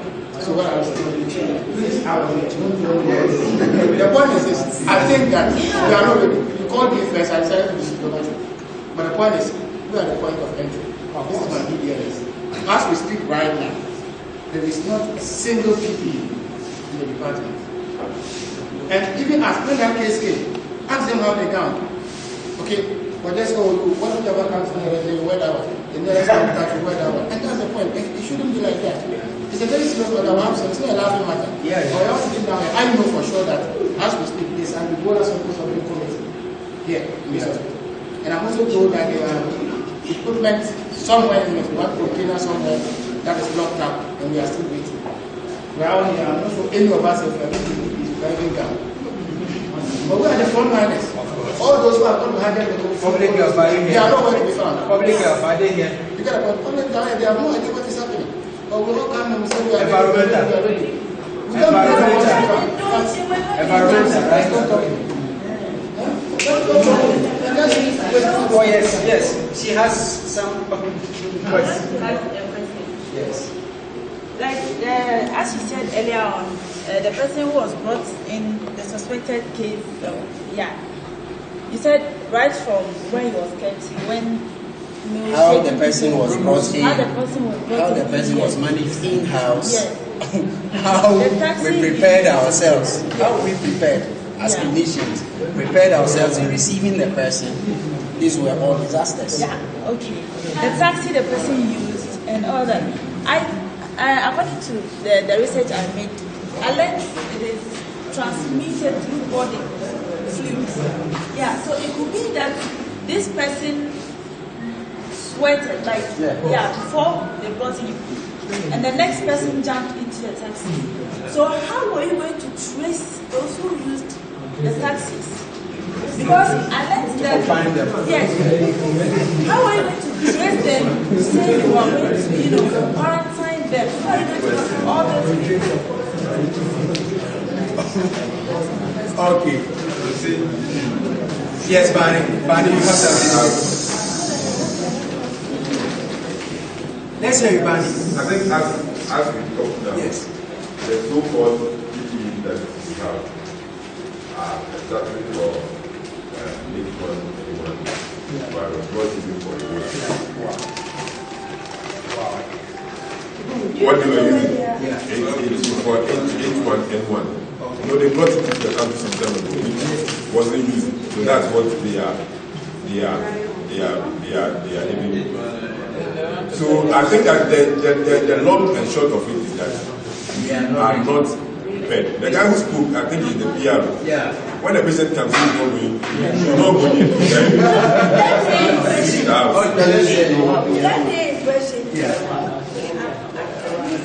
can't hear you. And I came here and I stayed here throughout the night. Yeah. I was not in any PPE, trust me. I attended to this patient throughout and sent him even without any gown, not even disposable gown. You understand? So that was how it all happened. The man came in a taxi. They told him to go to Central Hospital. He went back in another taxi. Central Hospital saw him with all the bleed on him. Central Hospital saw him and told him to come back here. After he collected the card, yes, he came back. We took him again, and then he was put to the corridor. All the patient relatives were lying on that slab, and that was where he lay with all the nosebleeds. Somebody was even lying next to him with their head like that, with a flag. You see? So after everything, that Dr. Foko now brought the people. And he brought for only the 2 people. And then after he even made we have already been taking the sample before giving the count. So what are we talking about? So the chief and the man was there with his wife. His wife and a 7-month-old baby. The woman was breastfeeding the baby at the same time. So we should just pray that we don't get issues from now to the time we're ready. But our advice as a final year medical student here, Dr. Safo, or you can see the research team. Dr. Safo has done a complete project on it. He has even written a full book on it. And he's selling at 26 or 36. But I have a copy of that book. But if you really want to get much information, you see him. He's available. You can talk to Mr. Then you help you get in touch with him. I also have his number so that he can give you full details on it. And has to be preparedness. Thank you. We are saying as professionals, we are not crazy because for a successful management of our community engagement is very important. I'm not limiting it to the patient, the relatives, and the locals. I'm talking of the professionals. have good laboratory services. That's where they rule out other diagnoses. The patient has been diagnosed Ebola. How do you manage it? We need drugs, we need the PPEs, we need the environment. It's not just a room that is an isolation room for us to manage. We need the environment. And if you look at the Ebola centers, how they are constructed, it's for a purpose. We have those, as we're talking of the contact tracing, we have those that, as part of the contact tracing, they are not diagnosed Ebola, but we have to isolate them. Isolation 1, 2, up to 3. To those who are actually confirmed Ebola. We also need to sensitize the community on safe burial. So we have different traditions and religion. For my tradition, we have to bathe the patient, we have to dress the patient, he has to be in a coffin. We have not done that. I've not heard any of us sit on radio to do that. Social mobilization. Part of our religious practice, we pray in mosques, we pray in churches. If Ebola comes today, we are going to get it through human-to-human transmission. How are we going to prevent that? We have to educate our people on how to change their lifestyle. Of course, if you want to pray, you can pray in your room. God will still hear you. We have not done that. Apart from that, the equipment, the drugs that we need to rehydrate, we treat symptoms in Ebola. We don't have drugs for treatment, we treat the symptoms. So if the patient is running diarrhea, you have to replace the fluid, the water that is losing. We don't have. In some cases, excuse me, our patient have to go outside the hospital to buy fluid for us to, give them. We don't have. We don't even have a very confined toilet facilities for those who are still mobile. Some of our drainage goes straight to the gutter. I'm being, yes, I'm being honest. It goes straight to the gutter. You go to the main street, it's smelling. It is from the hospital wards. Are we not putting our community in danger? Yes. So if we say we are ready, then we should not be talking of we the staff. We can do the hard work and yet we'll be infecting more people on the streets. So we are not ready. Well said. Mobile clinic, are we ready? No. Yes. The meaning. On paper, like Marie said, we are ready. But clinically, we are not ready.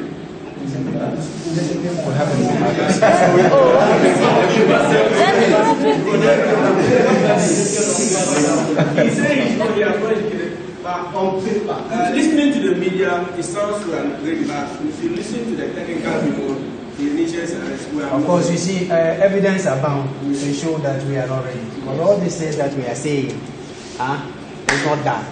It's not done. And it's not just Tamale. All the zones, the same issues per case. And so it is a case that we are not ready.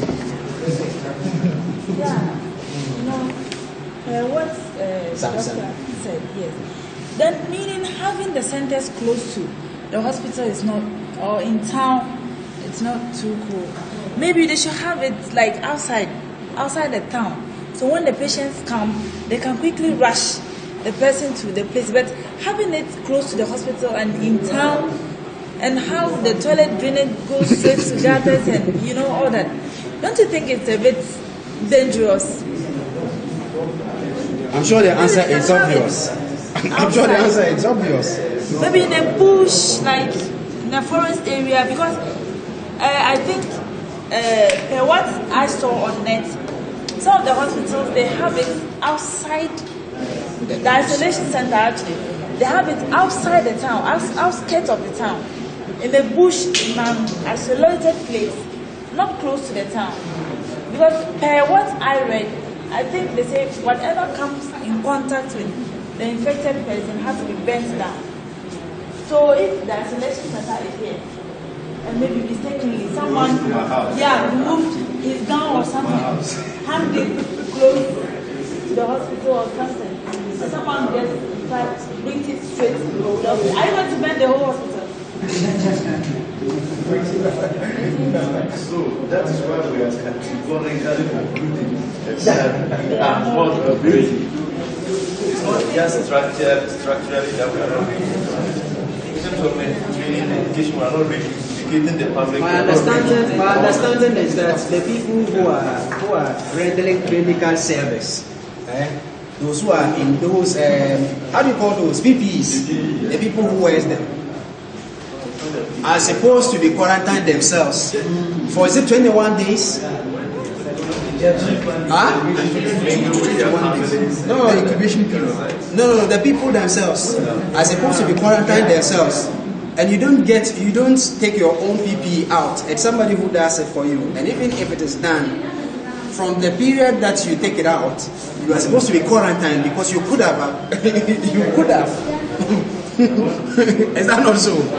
Yeah, I've heard that the team, yes, which will be responsible for the clinical care of a confirmed Ebola case, they are not supposed to go to the Ebola center, finish their work, and go back home to their families. Yeah, they are arrested. Yes. That is the new thing I'm hearing, that they are supposed to be stay housed around, so that when you finish with the clinical work, maybe you are opting to all that, stay there. If you are, and they are supposed to stay for about 3 weeks, 40 days. After that, there has to be a change over a new staff, so that you stay around for the quarantine without being passed. If you have not shown any symptoms or any sign of infection, before you be allowed to go back to your family, or else you send infection back to your family. So all those things are supposed to be considered. But as we see now, there are some clinicians, doctors, nurses, who go and ask him, what is Ebola? They will be able to tell you. Whether we have an Ebola center in TTH, they can't tell you. Who are the focal persons? They can't tell you. What should you do if they present a suspected person right in front of you?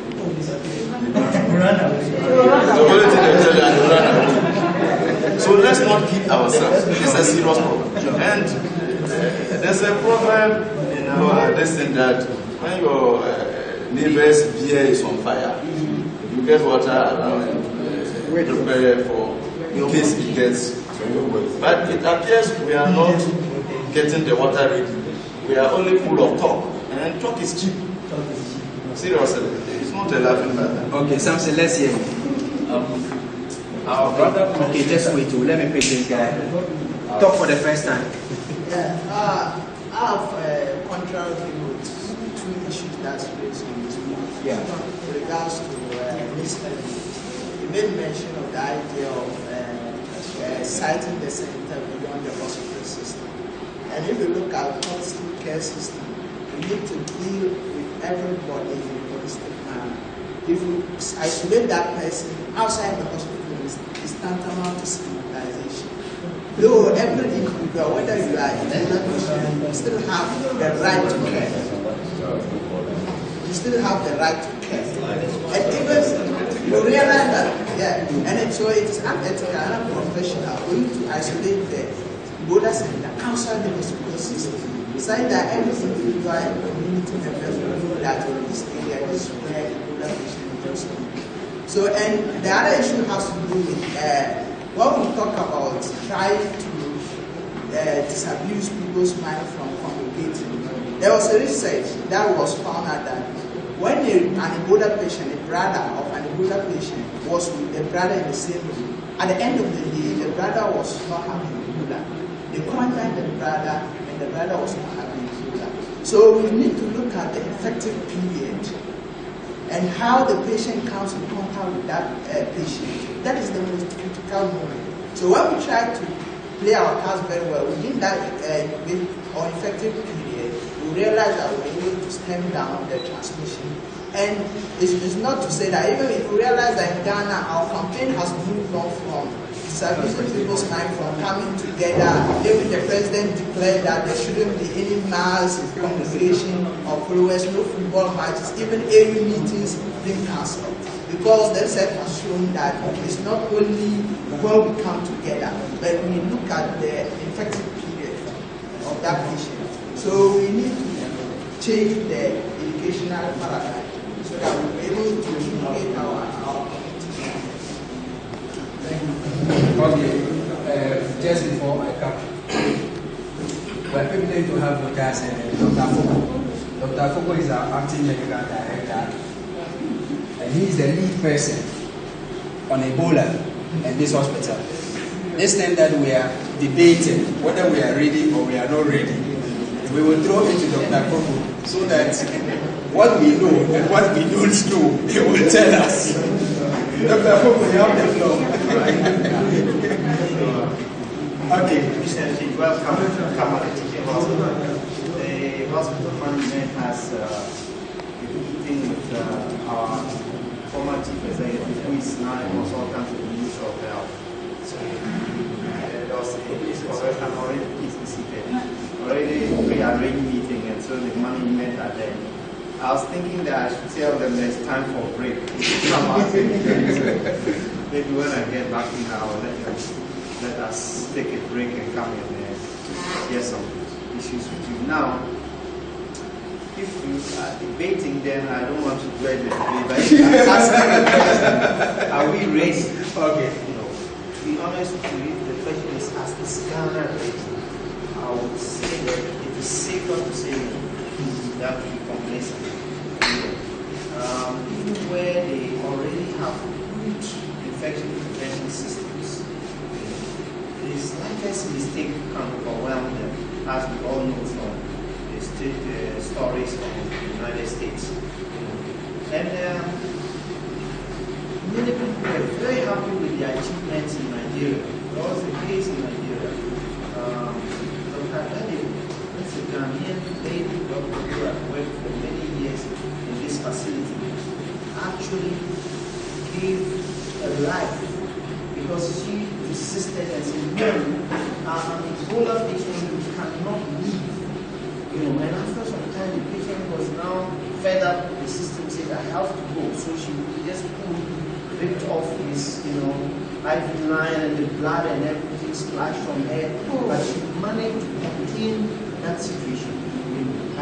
I think she's a national hero of any African country you want to mention, Nigeria, Ghana, wherever. But in terms of resources, we don't have the resources. So if we pretend that we are ready, assuming Americans or World Bank or somebody comes and we say, oh yeah, we have a facility in Tamale. Down, you just make a mental note or some note that okay, they are ready. So we now have to concentrate on these other things. Meanwhile, we are not. So is our population adequately informed? For instance, there are some disturbances in Burkina Faso right now. Are we just looking at it as a coup d'etat and a change of leadership, or we are looking at it that across the border in Mali there is a potential outbreak there, and that every day vehicles come from Mali to Ghana to Tema, so there are all these issues that we have to look at in terms of preparedness.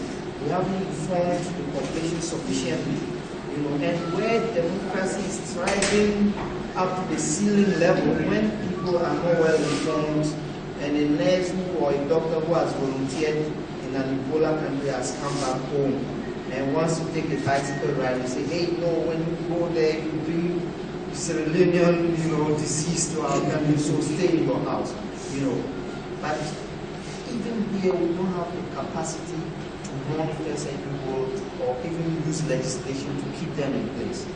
So there are a lot of aspects of Ebola and for that matter infectious diseases that we need to look at.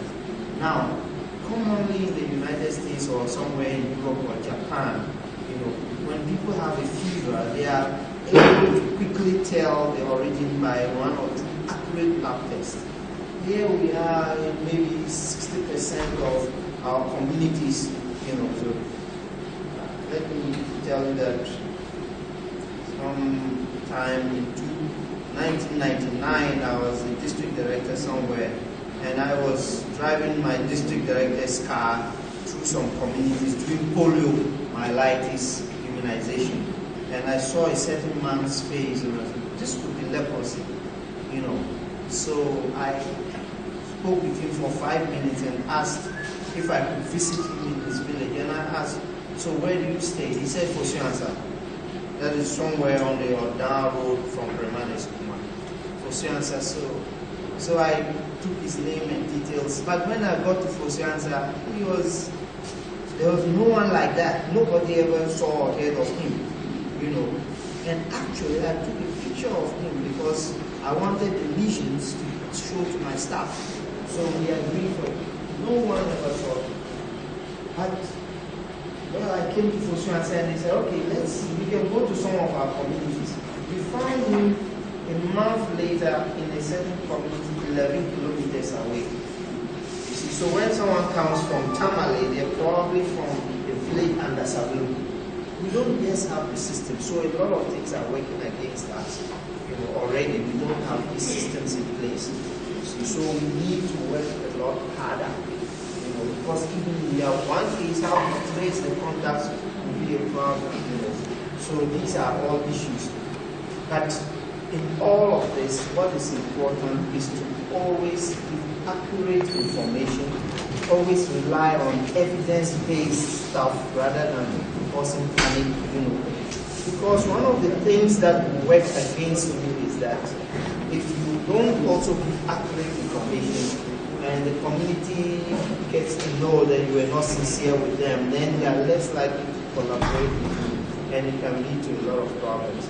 And if you stigmatize, people, that Ebola nurse from Sierra Leone, then that kind of thing will push others to go underground, So, sharing my experience again from the district work I did, we had an HIV team because in those days there was no treatment for HIV, and my Catholic hospital had a counseling team that went around, to give them food and medicines and clothing, sometimes a little money, but just to encourage them not to change their behavior, because we were looking at behavior change in order not to spread the disease. But we could not go to the community and let people know that that was an HIV patient. So we also visited those who had TB. We visited those that did a hernia surgery for. So when I came to the community, I was visiting sick people who have come to our hospital for treatment in the past 2 months. I was not visiting that HIV patient. So I went to the one who had hernia operation, the one who had a cesarean section. Then I entered that house and spoke to that man who was HIV positive. So no one could determine that I was here to visit, because as soon as they knew that he was HIV, they would go underground and So basically, when we reduce stigma, we can allow people to come out, and behave appropriately. So we need to give accurate information, and we need to be confidential with that information. It's very, very important not to, when you just come, okay, now we have come, I have a call, then you sit down, all right, talk. We have come to visit, that AIDS patient that came from Liberia, or that, then next time nobody is collaborating with you. So, and in all of this, human rights, very, very important that we do not. You see, there are two dimensions, certainly.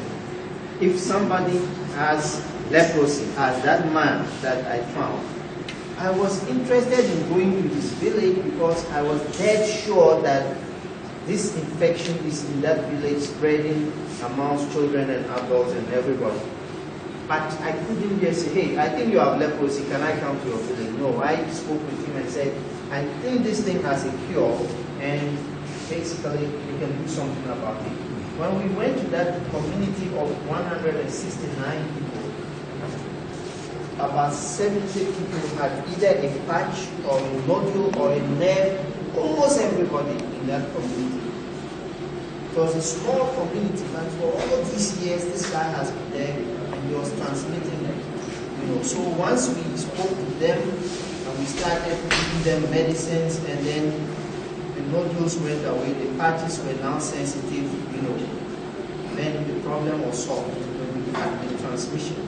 Otherwise, But if you just saw him and say, hey, I think this is leprosy, we want to talk to this, he wouldn't have told me he was from Fosu and said, he would have said he's from Odam or Achiansi, and I won't see him again.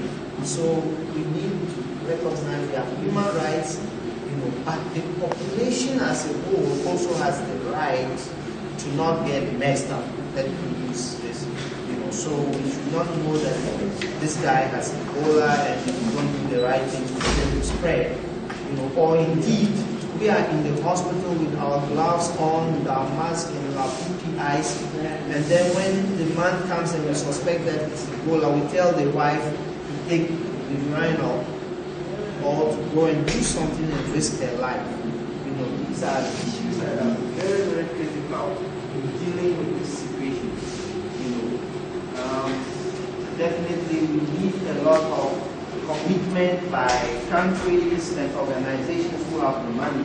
If I remember how I had to take a flight to Europe around the time of the SARS, I think it was 2010 or 2009, I had to travel to the Middle East and end my flight there as if I was coming to Ghana and buy another ticket from there so that I would fly to the second European country. Because if I was flying from New York and I got there, and I knew that I was having a fever before SARS outbreak from malaria that I hadn't treated when I came from Ghana to the United States. I was now treating the temperature thing was going to show me as and I would have been immediately quarantined.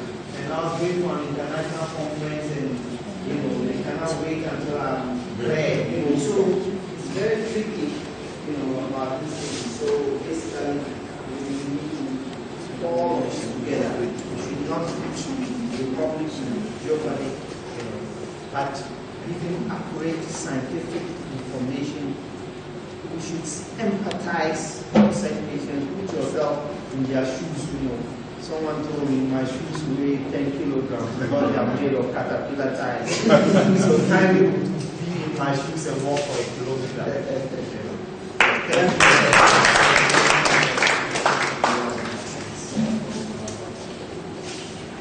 We don't have any other issue. We want to call it a day. It's been wonderful having you, even though it was at a short notice. We still need it. Thank you very much for coming. Dr. Kwafo and Zainab, thank you too for coming. If you need any assistance, we can always call on us and we will be there to answer you. Thank you very much.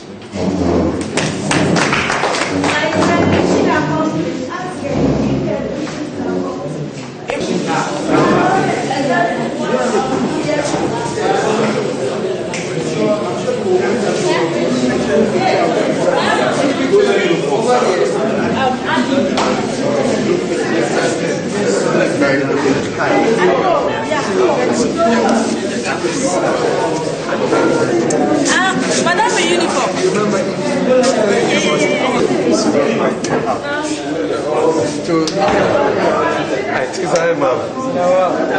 Then I would like this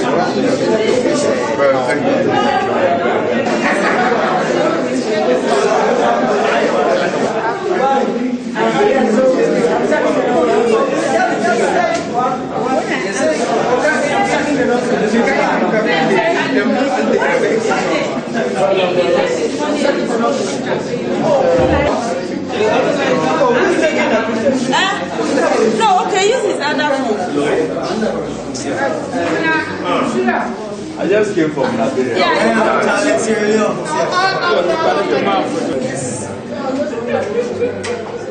Okay. We are okay? Yes.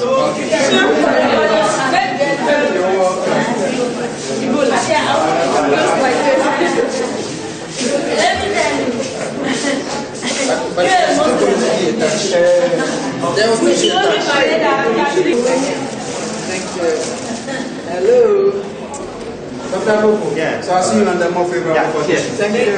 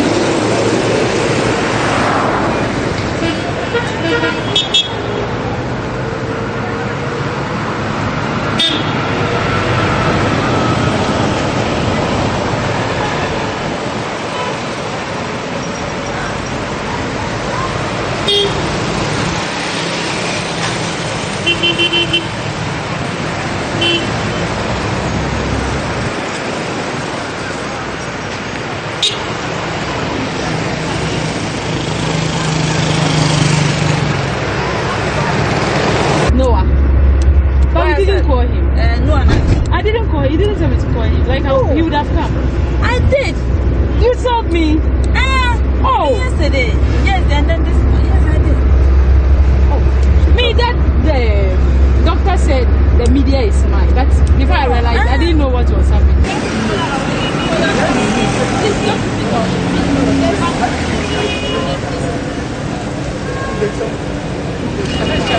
It's taxi driver. Taxi driver. Yeah. Driver. You are aware of Ebola?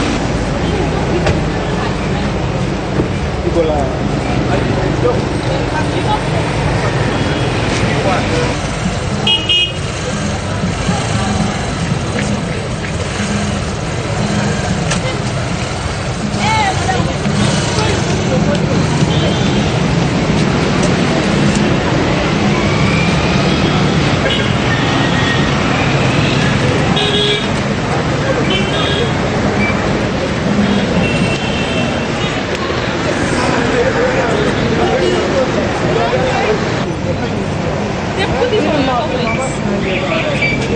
You have this one. No. You have to read this one. This one is very important. Got it about 2. Yeah.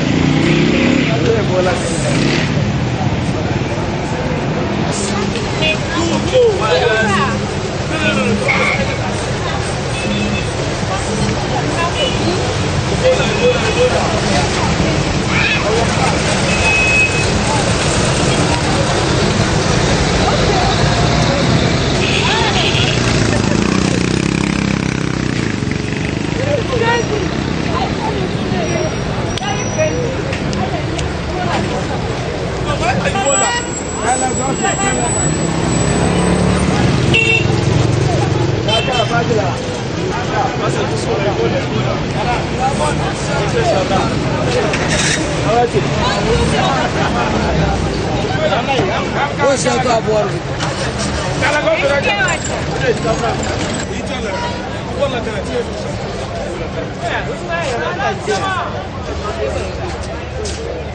Mr. Taximan,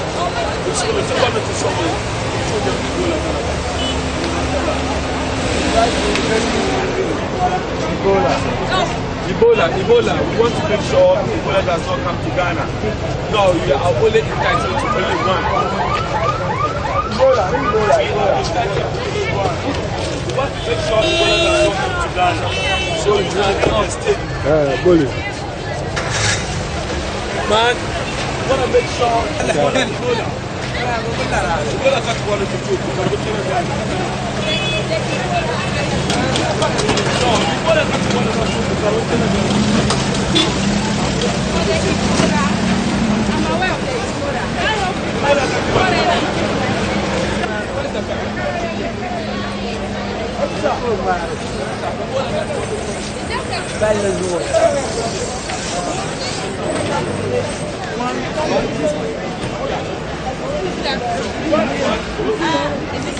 I wanted to remove this one and paste it here. One should be here, one should be here. What is the first thing you want to do? Just the Ebola awareness campaign. Okay? Just to keep the message. You want to change the account? Yes, so you just move the sticker here, you move this, and then you fasten it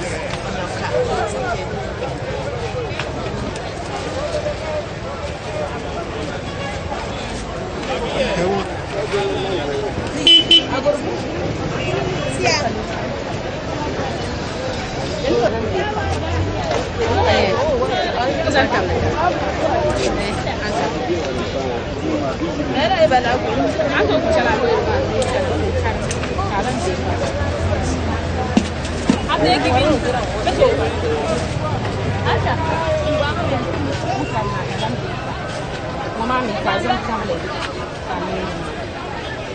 Then I'll be trying to educate about it.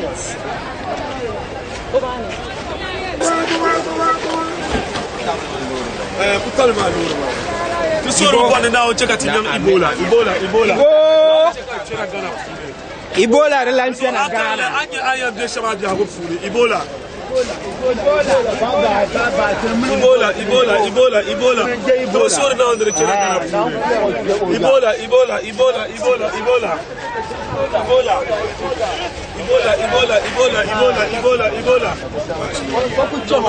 Ebola. Now this is what China Ghana. Ebola.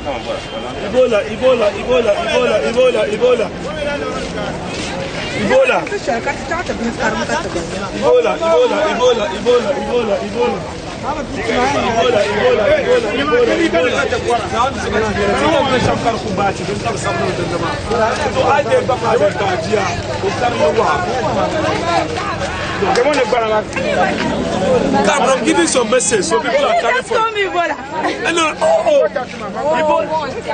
those I don't want to children. No, give them this. Okay. I'm telling them that they take this and go to give to your children who are educated. The mother. Ebola.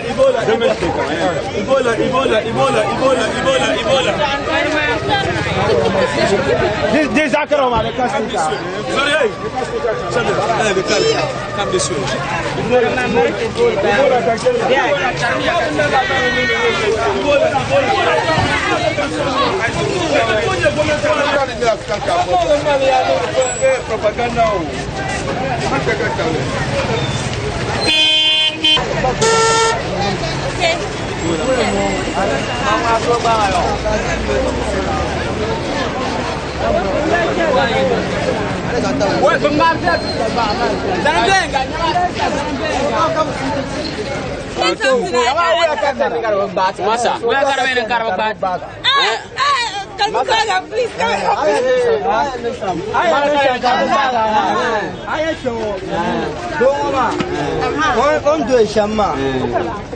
Ebola. Pound of bush on the Butuna Agbagola. I haven't crossed it. Little my Ebola, the Butuna Agbagola. Baduruk is this in Ebola. Boy, doctor. Come to boy doctor.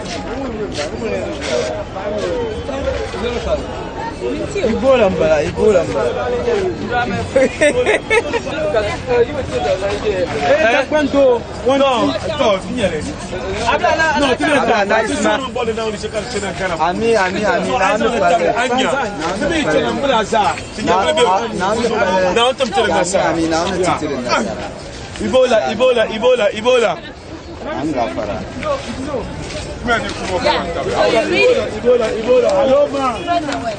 Hello, man. Ebola.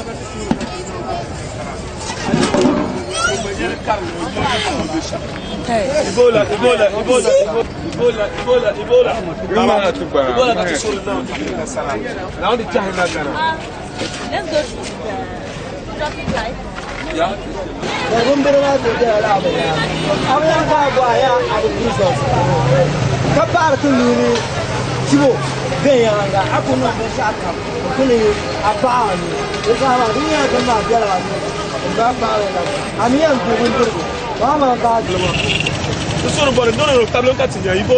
Ebola.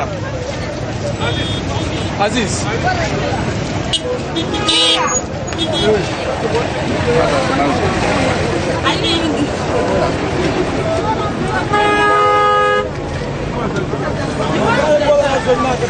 She wants Ebola.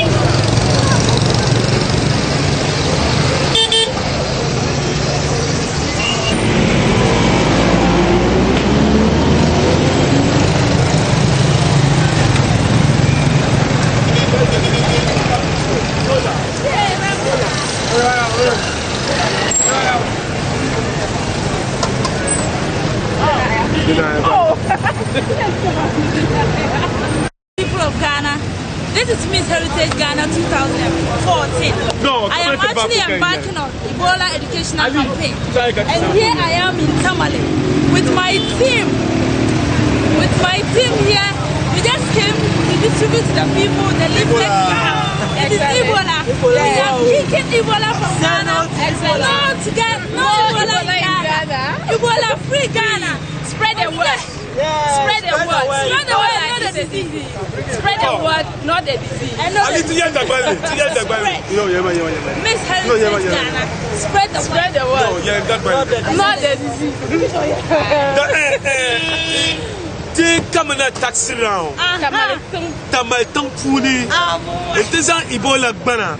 Is that Titamabe? Kawuba din Yesham. Tinyam Bisham. Can I take the Nasara Doromazo? This is what the Masura bought Doroman and Kanagana. Kamis Ebola Konafong and Kana little soon. Big sentence. Am I Miss Ebola? Big heritage.